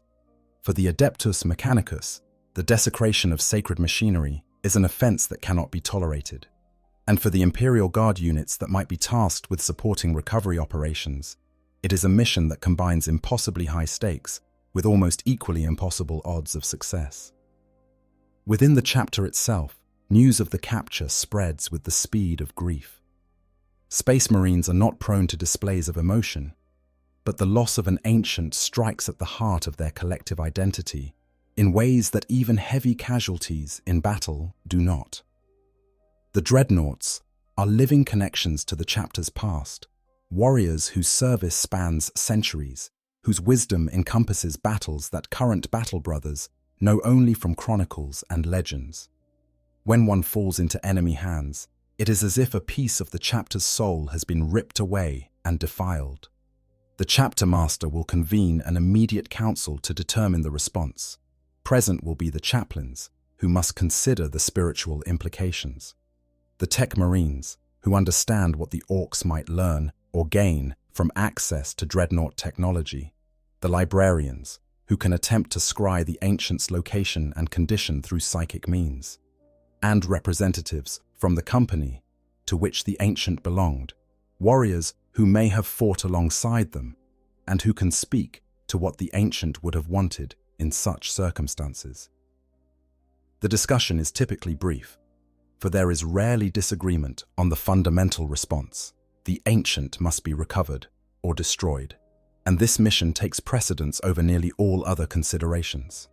Recovery operations are mounted with startling speed, often within hours of confirmation that the Dreadnought has been captured rather than destroyed. The chapter will deploy whatever forces are available and appropriate to the task. This might be a single strike team of veterans, specialists chosen for stealth and speed, tasked with infiltrating the Ork position and extracting the ancient before the greenskins can transport them deeper into their territory. Or it might be a full company assault, supported by armor and aircraft, designed to smash through Ork defenses through overwhelming force. The scale of the response depends on the tactical situation, the resources available, and how much time has elapsed since the capture. Strike teams follow patterns honed over millennia of operations behind enemy lines. They infiltrate during darkness or periods of maximum chaos in the Ork camp, using stealth fields, scout armor capabilities, and careful observation of Ork patrol patterns. Their objective is singular: reach the captured Dreadnought, secure it, and extract before the Orks can mount an effective response. These teams typically include tech marines, who can quickly assess the Dreadnought's condition and determine if field repairs are possible, along with heavy weapons teams capable of providing covering fire during the extraction. The challenges these recovery teams face are substantial. Ork camps are not organized in any way that makes tactical sense to Imperial doctrine, which means intelligence gathered about them is often useless by the time operations begin. The greenskins do not maintain consistent guard patterns or predictable responses to intrusion. One mob might be alert and aggressive, another might be drunk on fungus beer and not notice intruders at all. The captured Dreadnought itself might be in a mech workshop surrounded by dozens of greenskins working at all hours, or it might be in a relatively isolated location awaiting transport. Finding it in the chaos of an Ork settlement requires a combination of reconnaissance, luck, and often help from the ancient themselves. Some Dreadnought pilots, aware that their brothers might attempt rescue, try to provide assistance despite their captivity. They might activate locator beacons if such systems still function, broadcasting their position in hopes that a recovery team can detect the signal. They might attempt to create disturbances at opportune moments, overloading systems or triggering alarms to draw Ork attention away from where a strike team is operating. These attempts are dangerous for the pilot, as the Orks often punish such resistance with further modifications or simple violence. But for an ancient who has served their chapter for centuries, the risk is worthwhile if it increases the chance of recovery or denies the Orks the full benefit of their prize. When recovery attempts succeed, they typically do so through a combination of skill, speed, and violence. The strike team fights its way to the Dreadnought's location, eliminates any Orks present, and begins immediate extraction procedures.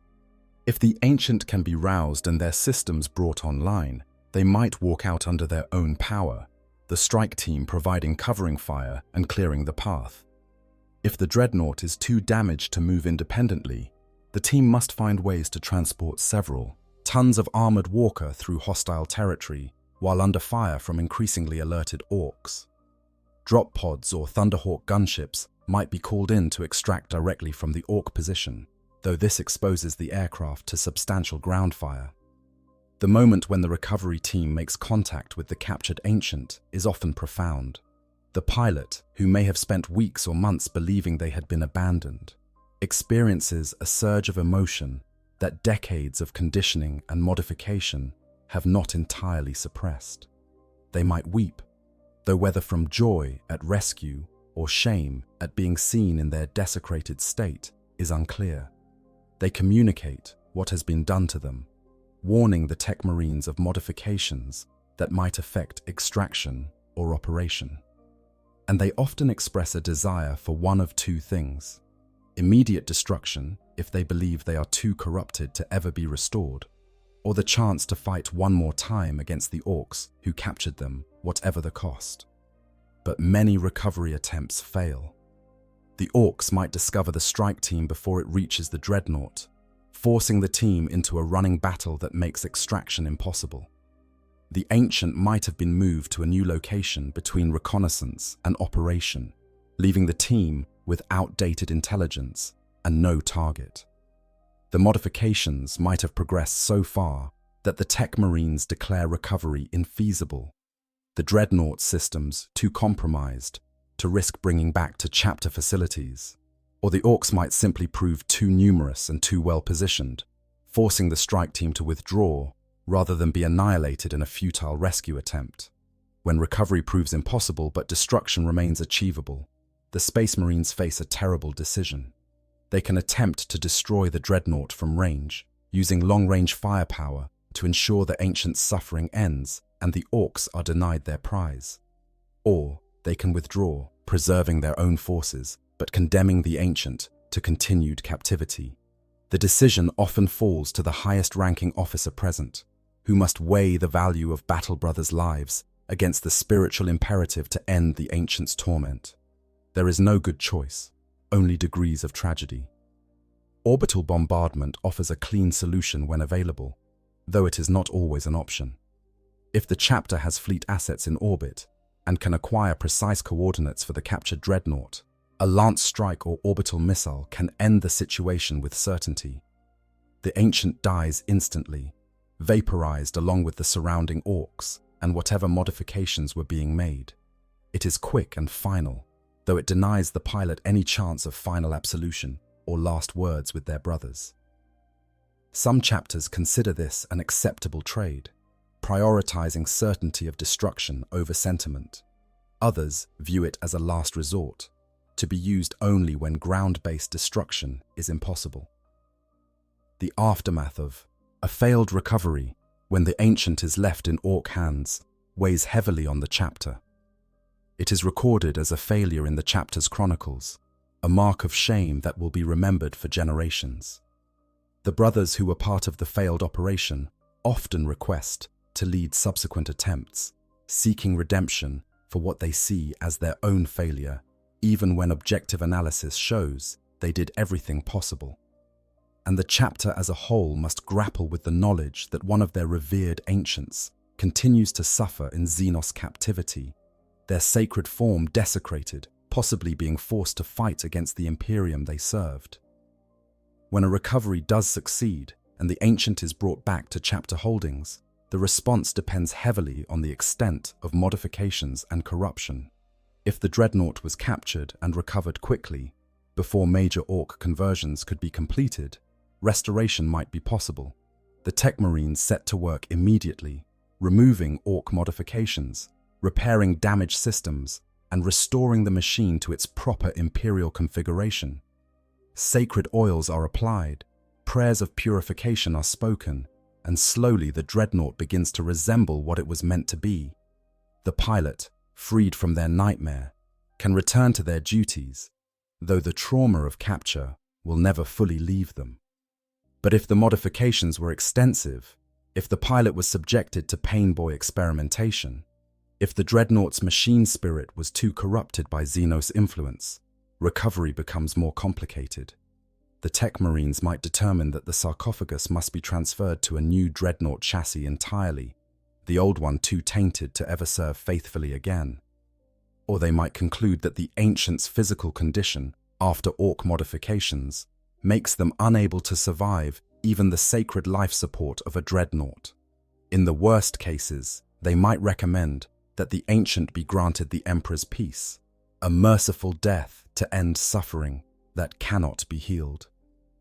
The decision of what to do with a recovered but heavily modified Ancient falls to the chapter master, often in consultation with chaplains and senior tech marines. It is never made lightly. On one hand, the Ancient has survived, their consciousness preserved, their potential wisdom and combat capability still accessible to the chapter. On the other hand, they have been profoundly changed, corrupted by Xenos hands, possibly beyond the point where they can ever be truly whole again. The Ancients' own wishes are considered but are not always decisive. Some Ancients beg for death, unable to bear continued existence after what they have experienced. Others insist they can still serve, that they can overcome the trauma and the corruption to fulfill their duties once more. The chaplaincy plays a crucial role in the spiritual recovery of rescued Ancients. The psychological and spiritual damage from Ork captivity goes beyond anything normal counseling, or even typical Space Marine mental conditioning can address. The Ancient has experienced profound helplessness, has been violated in ways that have no precedent in their training or experience, and may have been forced to take actions against the Imperium. Chaplains must help them process this trauma within the framework of Imperial faith, finding ways to absolve guilt, restore purpose, and rebuild the Ancients' shattered sense of self. This is painstaking work that can take decades, assuming it succeeds at all. From the perspective of the wider Imperium, the capture and potential recovery of Dreadnoughts has implications beyond the individual chapter. The Inquisition takes interest in any case where advanced Imperial technology falls into Xenos hands, particularly when that technology might provide insights into Space Marine capabilities or secrets. Inquisitors may demand to examine recovered Ancients, to determine what the Orks might have learned and whether any information was extracted from the pilot. This creates tension, as chapters fiercely guard their internal affairs and resent outside interference, particularly interference that treats their honored dead as potential security breaches. The Adeptus Mechanicus also has concerns about technology, though from a different angle. To them, the desecration of sacred machinery is a religious offense that demands both punishment of the perpetrators and purification of the technology. Tech priests may insist on conducting their own examinations and purification rituals, which can conflict with chapter procedures and preferences. The relationship between Space Marine chapters and the Mechanicus is generally strong, founded on mutual dependence and ancient pacts. But cases involving desecrated Dreadnoughts can strain these bonds, particularly when Mechanicus representatives suggest that the corrupted machine should be dismantled rather than restored. For Imperial Guard units that might fight alongside Space Marines during recovery operations, the experience is simultaneously inspiring and sobering. They witness the lengths to which the Astartes will go to recover their fallen brothers, the devotion that drives them to risk current warriors for ancient ones. But they also see the vulnerability of Space Marines, the reality that even these demigods can be captured, broken, and defiled by enemies. Guard troops who have fought alongside Dreadnoughts and come to revere these walking fortresses of faith and firepower find it particularly disturbing to learn that such mighty machines can fall into enemy hands and be corrupted. The propaganda implications of Dreadnought capture are carefully managed by chapter and inquisitorial authorities. knowledge that such captures occur is suppressed whenever possible, to avoid damaging morale among Imperial forces and to prevent enemies from learning that this tactic can be effective. Official records might list a dreadnought as destroyed in combat rather than captured, maintaining the fiction that the ancient died honorably in battle. Only those with the highest clearances or direct involvement know the truth, and they are expected to keep it secret. In the rare cases where knowledge becomes more widespread, it is spun as an aberration, a once-in-a-millennium tragedy rather than an ongoing risk. Within the chapter itself, the memory of captured ancients becomes part of the oral tradition passed from generation to generation of Space Marines. Young battle brothers learn of these tragedies as cautionary tales, reminders of the importance of recovering fallen comrades and the terrible fates that can befall even the mightiest warriors. Veterans speak of their own experiences in recovery operations, sharing the lessons learned about Ork tactics and the importance of never leaving a brother behind. And the ancients themselves, those who survived capture and were recovered, may choose to share their experiences with younger pilots who are being prepared for entombment, warning them of the risks and steeling them for the possibility of such a fate. The long-term impact on a chapter that has lost an ancient to Ork capture extends beyond the immediate tactical and spiritual concerns. It affects the way the chapter approaches engagements with Orks, potentially making them more aggressive in pursuing total destruction of greenskin forces rather than accepting partial victories.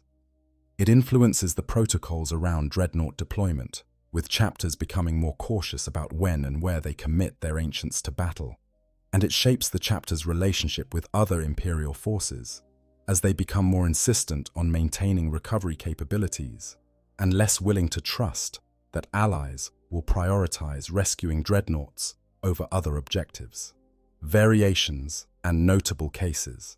While the general pattern of dreadnought capture and conversion follows the nightmare trajectory we have explored, the specifics vary significantly based on which Ork clan does the capturing, how damaged the dreadnought was when taken, and sometimes the individual quirks of the mechs and pain boys involved.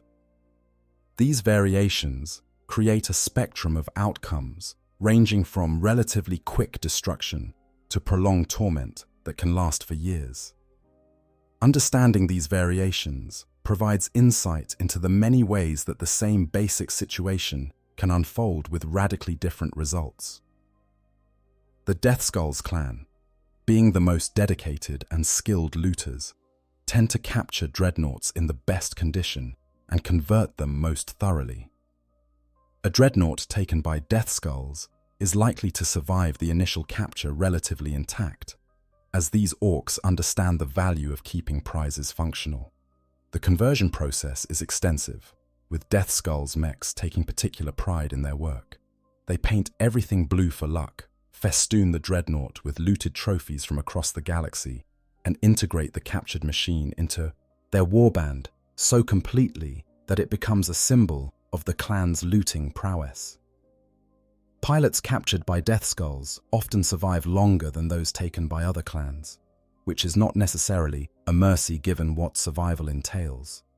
The Bad Moons clan, being wealthy by Ork standards and obsessed with ostentatious displays of their prosperity, approach captured dreadnoughts as status symbols.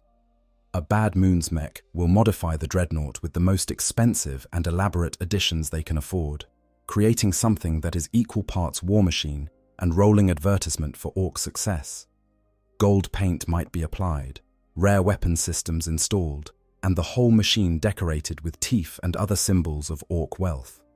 The pilot trapped within finds themselves not just desecrated, but turned into a gaudy display piece, their sacred form made ridiculous by Ork notions of bling. The Goths, being the most traditional and combat-focused of Ork clans, treat captured dreadnoughts as pure weapons. Goth mechs strip away anything they consider unnecessary and focus entirely on maximizing the dreadnought's combat effectiveness. The conversion is typically less elaborate, but more brutally effective than other clans might achieve. Weapons are upgraded to the biggest shooters and choppers available, Armor is reinforced with thick plates. Everything is painted black and white in Goth colors, and the machine is thrown into combat as quickly as possible because Goths believe that the best test is a real fight. Pilots captured by Goths often see battle sooner, which means they face the trauma of fighting against Imperial forces earlier, but also have better chances of being destroyed in combat before extensive modifications can be completed. The Evil Sunz clan's obsession with speed creates unique variations in how they handle captured dreadnoughts. These orcs want everything to go faster, and a dreadnought presents a challenge because these machines were never designed for speed. Evil Sunz mechs will attempt to increase the dreadnought's movement rate through various modifications, adding rocket boosters, replacing leg actuators with more powerful versions, or even attaching wheels.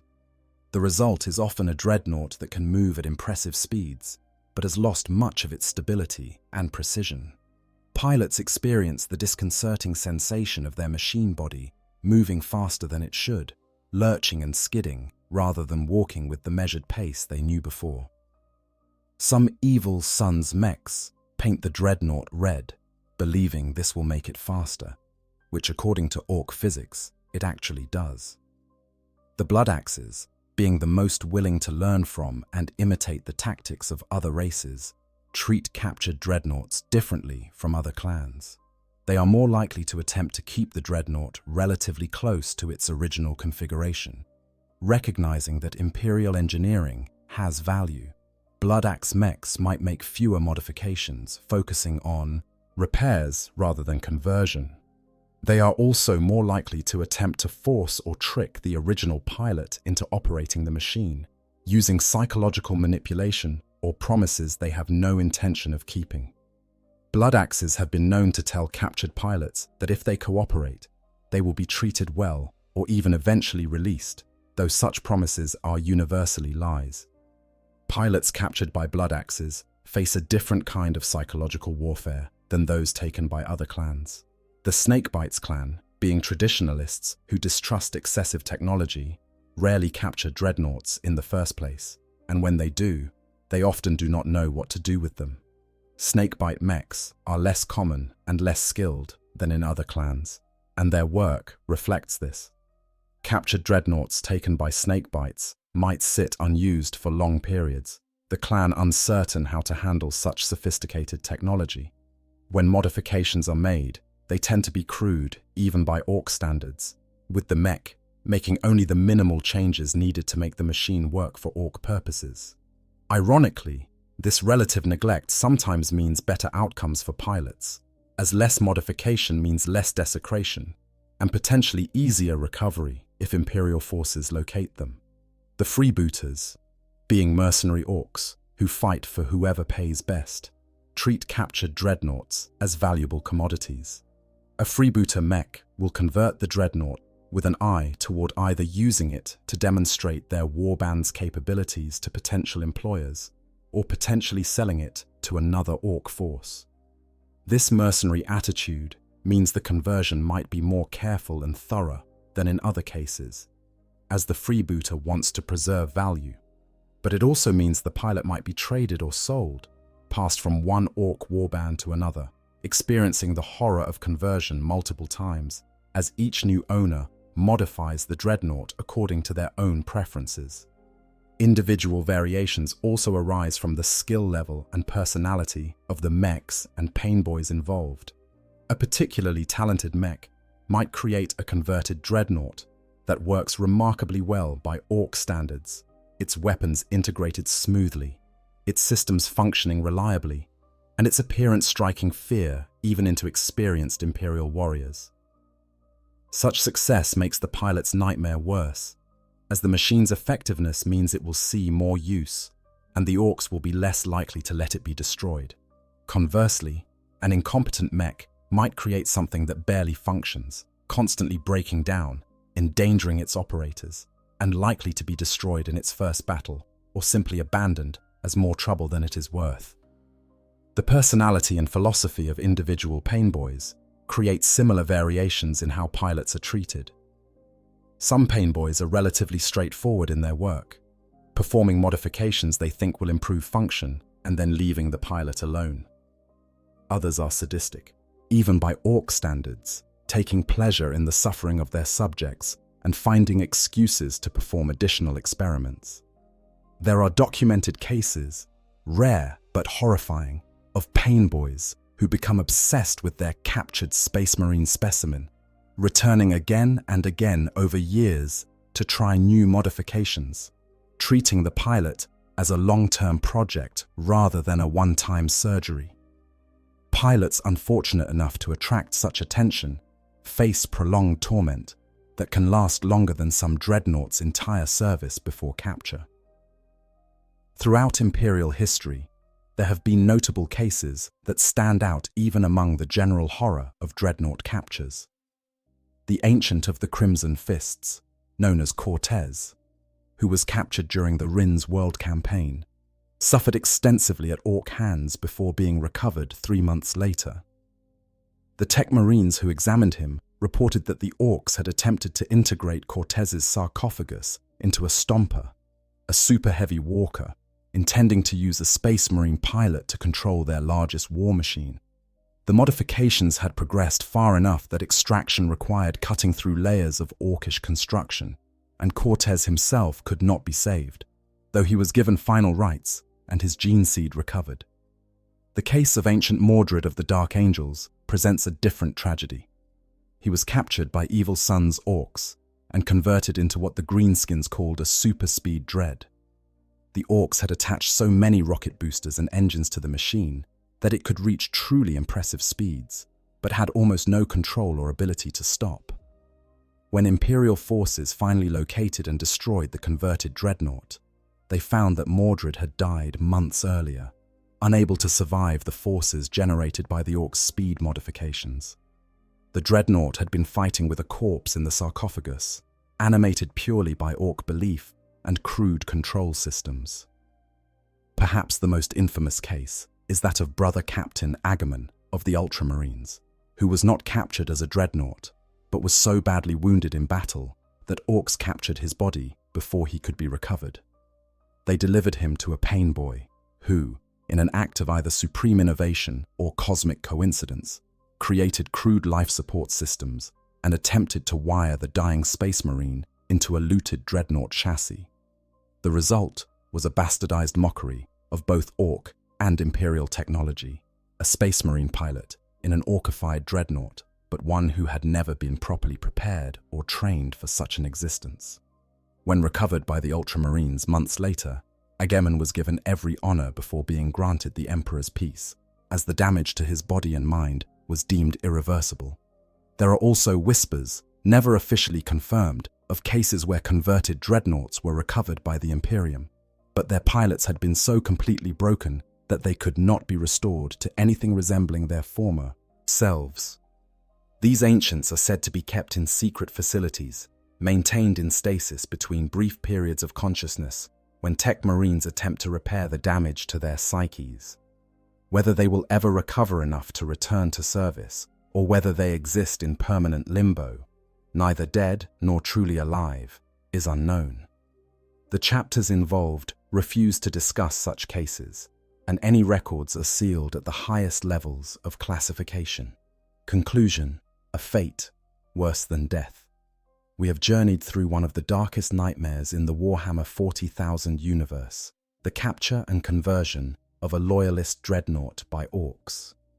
What began as an examination of Xenos looting practices revealed itself to be a profound exploration of suffering, identity, and the many ways that existence can become a curse rather than a blessing.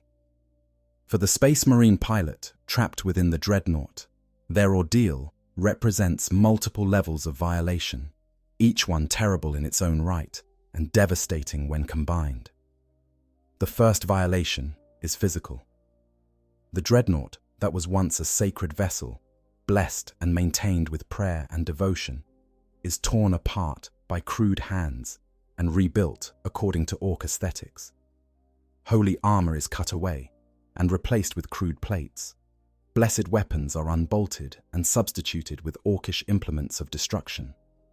The machine is painted in garish colors that obliterate any trace of chapter identity. For a pilot whose sense of self has merged with the machine over decades or centuries, this physical desecration is experienced as an assault on their own body, a violation that leaves psychological scars as deep as any physical wound. The second violation is spiritual. The Dreadnought is more than metal and weapons. It is a symbol of the Emperor's covenant with his Space Marines, a promise that duty and sacrifice will be honored and preserved. When that symbol is desecrated by Xenos, who care nothing for its significance, something fundamental is broken. The pilot must confront the possibility that their sacrifice, which they believed was meaningful and honored, has become something to be mocked and corrupted. The spiritual certainty that sustained them through their time as a Dreadnought is shaken, leaving them adrift in a universe that suddenly seems far crueler than they had believed. The third violation is psychological. The prolonged captivity, the helplessness, the forced witnessing of desecration, and potentially the coercion into fighting against Imperial forces, all of these create trauma that transcends the normal experience even of Space Marines. These are warriors trained to endure pain, to fight through injuries, to accept death without fear. But they were never trained for this kind of sustained psychological assault. They were never prepared for the particular horror of being trapped within their own body, conscious and aware but unable to act, forced to experience violation without any ability to resist or escape. The fourth violation, perhaps the most subtle but also the most profound, is temporal. A Dreadnought pilot's existence is measured in centuries. They awaken for battles, sleep in stasis between deployments, and slowly accumulate wisdom and experience over time spans that dwarf mortal lifetimes. Their sense of identity is built on this deep time, on being a living link to their chapter's past and a guardian who will serve far into the future. Capture disrupts this temporal identity. The pilot is torn from the regular rhythms of service and sleep, thrust into an eternal present of suffering where time loses meaning. They cannot know if they have been captive for days or years. They cannot anticipate when the torment will end. They exist in a nightmare that feels simultaneously endless and immediate, with no framework to understand or cope with their situation. What makes the capture of a Dreadnought by Orks particularly horrifying, beyond even other forms of captivity or torture, is the complete inversion of meaning. The Dreadnought was meant to be an honor, a way to continue serving the Emperor beyond the limits of mortal flesh. It was meant to be a gift, allowing a gravely wounded warrior to fight on when otherwise they would have died. But in Ork hands, this gift becomes a curse. The very systems that were designed to preserve the pilot's life and allow their continued service become the mechanisms that trap them in prolonged suffering. The neural interface that was meant to extend their will into a machine body becomes a pathway for violation and torment. The life support that should have sustained them for glorious centuries of service instead sustains them through nightmare.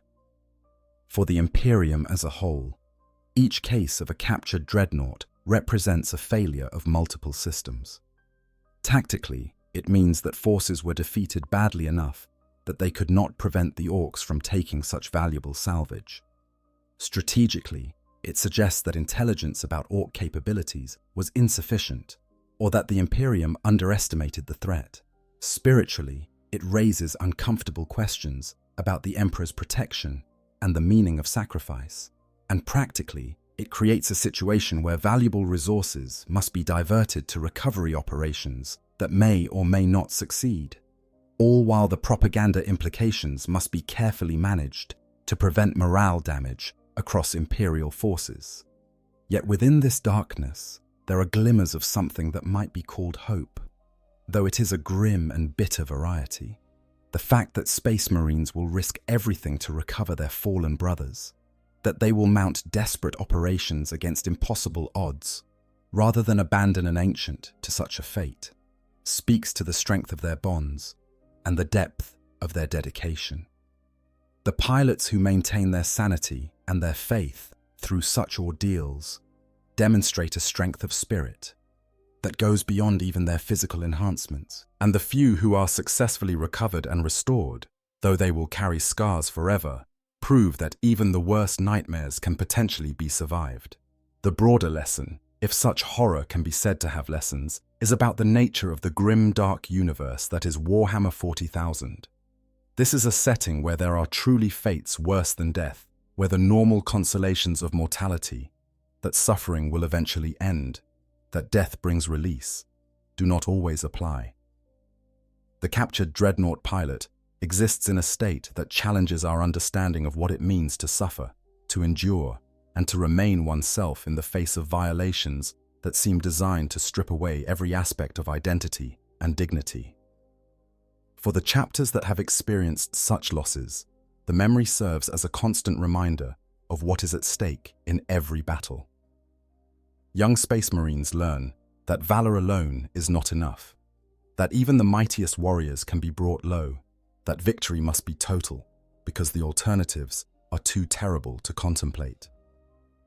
The older battle brothers carry the weight of knowing what happened to their predecessors, what might happen to them if they fall in the wrong circumstances, and what they might be called upon to do for their brothers if recovery becomes necessary. The Dreadnought itself, as a concept and as a battlefield reality, is forever changed by knowledge of what can happen when one is captured. It remains a sacred duty to be chosen for entombment, a highest honor that preserves the greatest heroes for continued service. But that honor now carries an asterisk, an unspoken acknowledgement that the preservation which seems like a gift can become an eternal curse if circumstances turn against you. Some battle brothers, when they receive injuries that might lead to entombment, now privately hope for death instead, though they would never voice such thoughts aloud. Others accept the possibility with grim determination, resolving that if such a fate befalls them, they will endure it as they have endured everything else, with faith in the Emperor and hatred for his enemies. The Orks, for their part, remain blissfully unaware of the full horror they inflict when they capture and convert a Dreadnought. To them, it is simply a particularly good piece of loot, a weapon to be claimed and used. They do not understand the spiritual significance of what they have taken. They do not comprehend the depths of suffering they cause. They are too alien in their thinking, too different in their values to ever grasp what their actions mean from an imperial perspective. And perhaps this lack of understanding is itself an additional horror, that such profound violation can be inflicted casually, without malice or even awareness, simply as part of the Orks' normal operations. As we close this examination of one of Warhammer 40,000's darkest scenarios, we are left with images that are difficult to forget. The ancient warrior, hero of countless battles, trapped helpless within their sarcophagus, while crude hands tear apart everything they held sacred. The Space Marines launching desperate rescue missions, knowing that success is unlikely, but unable to abandon their brother to such a fate. The Tech Marines, examining a recovered Dreadnought, assessing damage that goes beyond the physical, trying to determine if restoration is possible or if mercy demands destruction. And the pilot themselves, if they survive, carrying forward the memory of their ordeal, forever changed by experiences that should never have been possible. This is the grim darkness of the far future, where there is only war, and where even the honored dead find no peace. Thank you for watching this deep dive into one of the most disturbing scenarios in the Warhammer 40,000 universe. If you found this exploration of Ork captures and Dreadnought desecration informative, please consider liking this video and subscribing to Stories of Hammer for more lore, deep dives into the darkest corners of the 41st millennium. The suffering of these ancient heroes deserves to be remembered, and their sacrifice, even in its most terrible form, should not be forgotten. Until next time, may the Emperor protect you from such fates.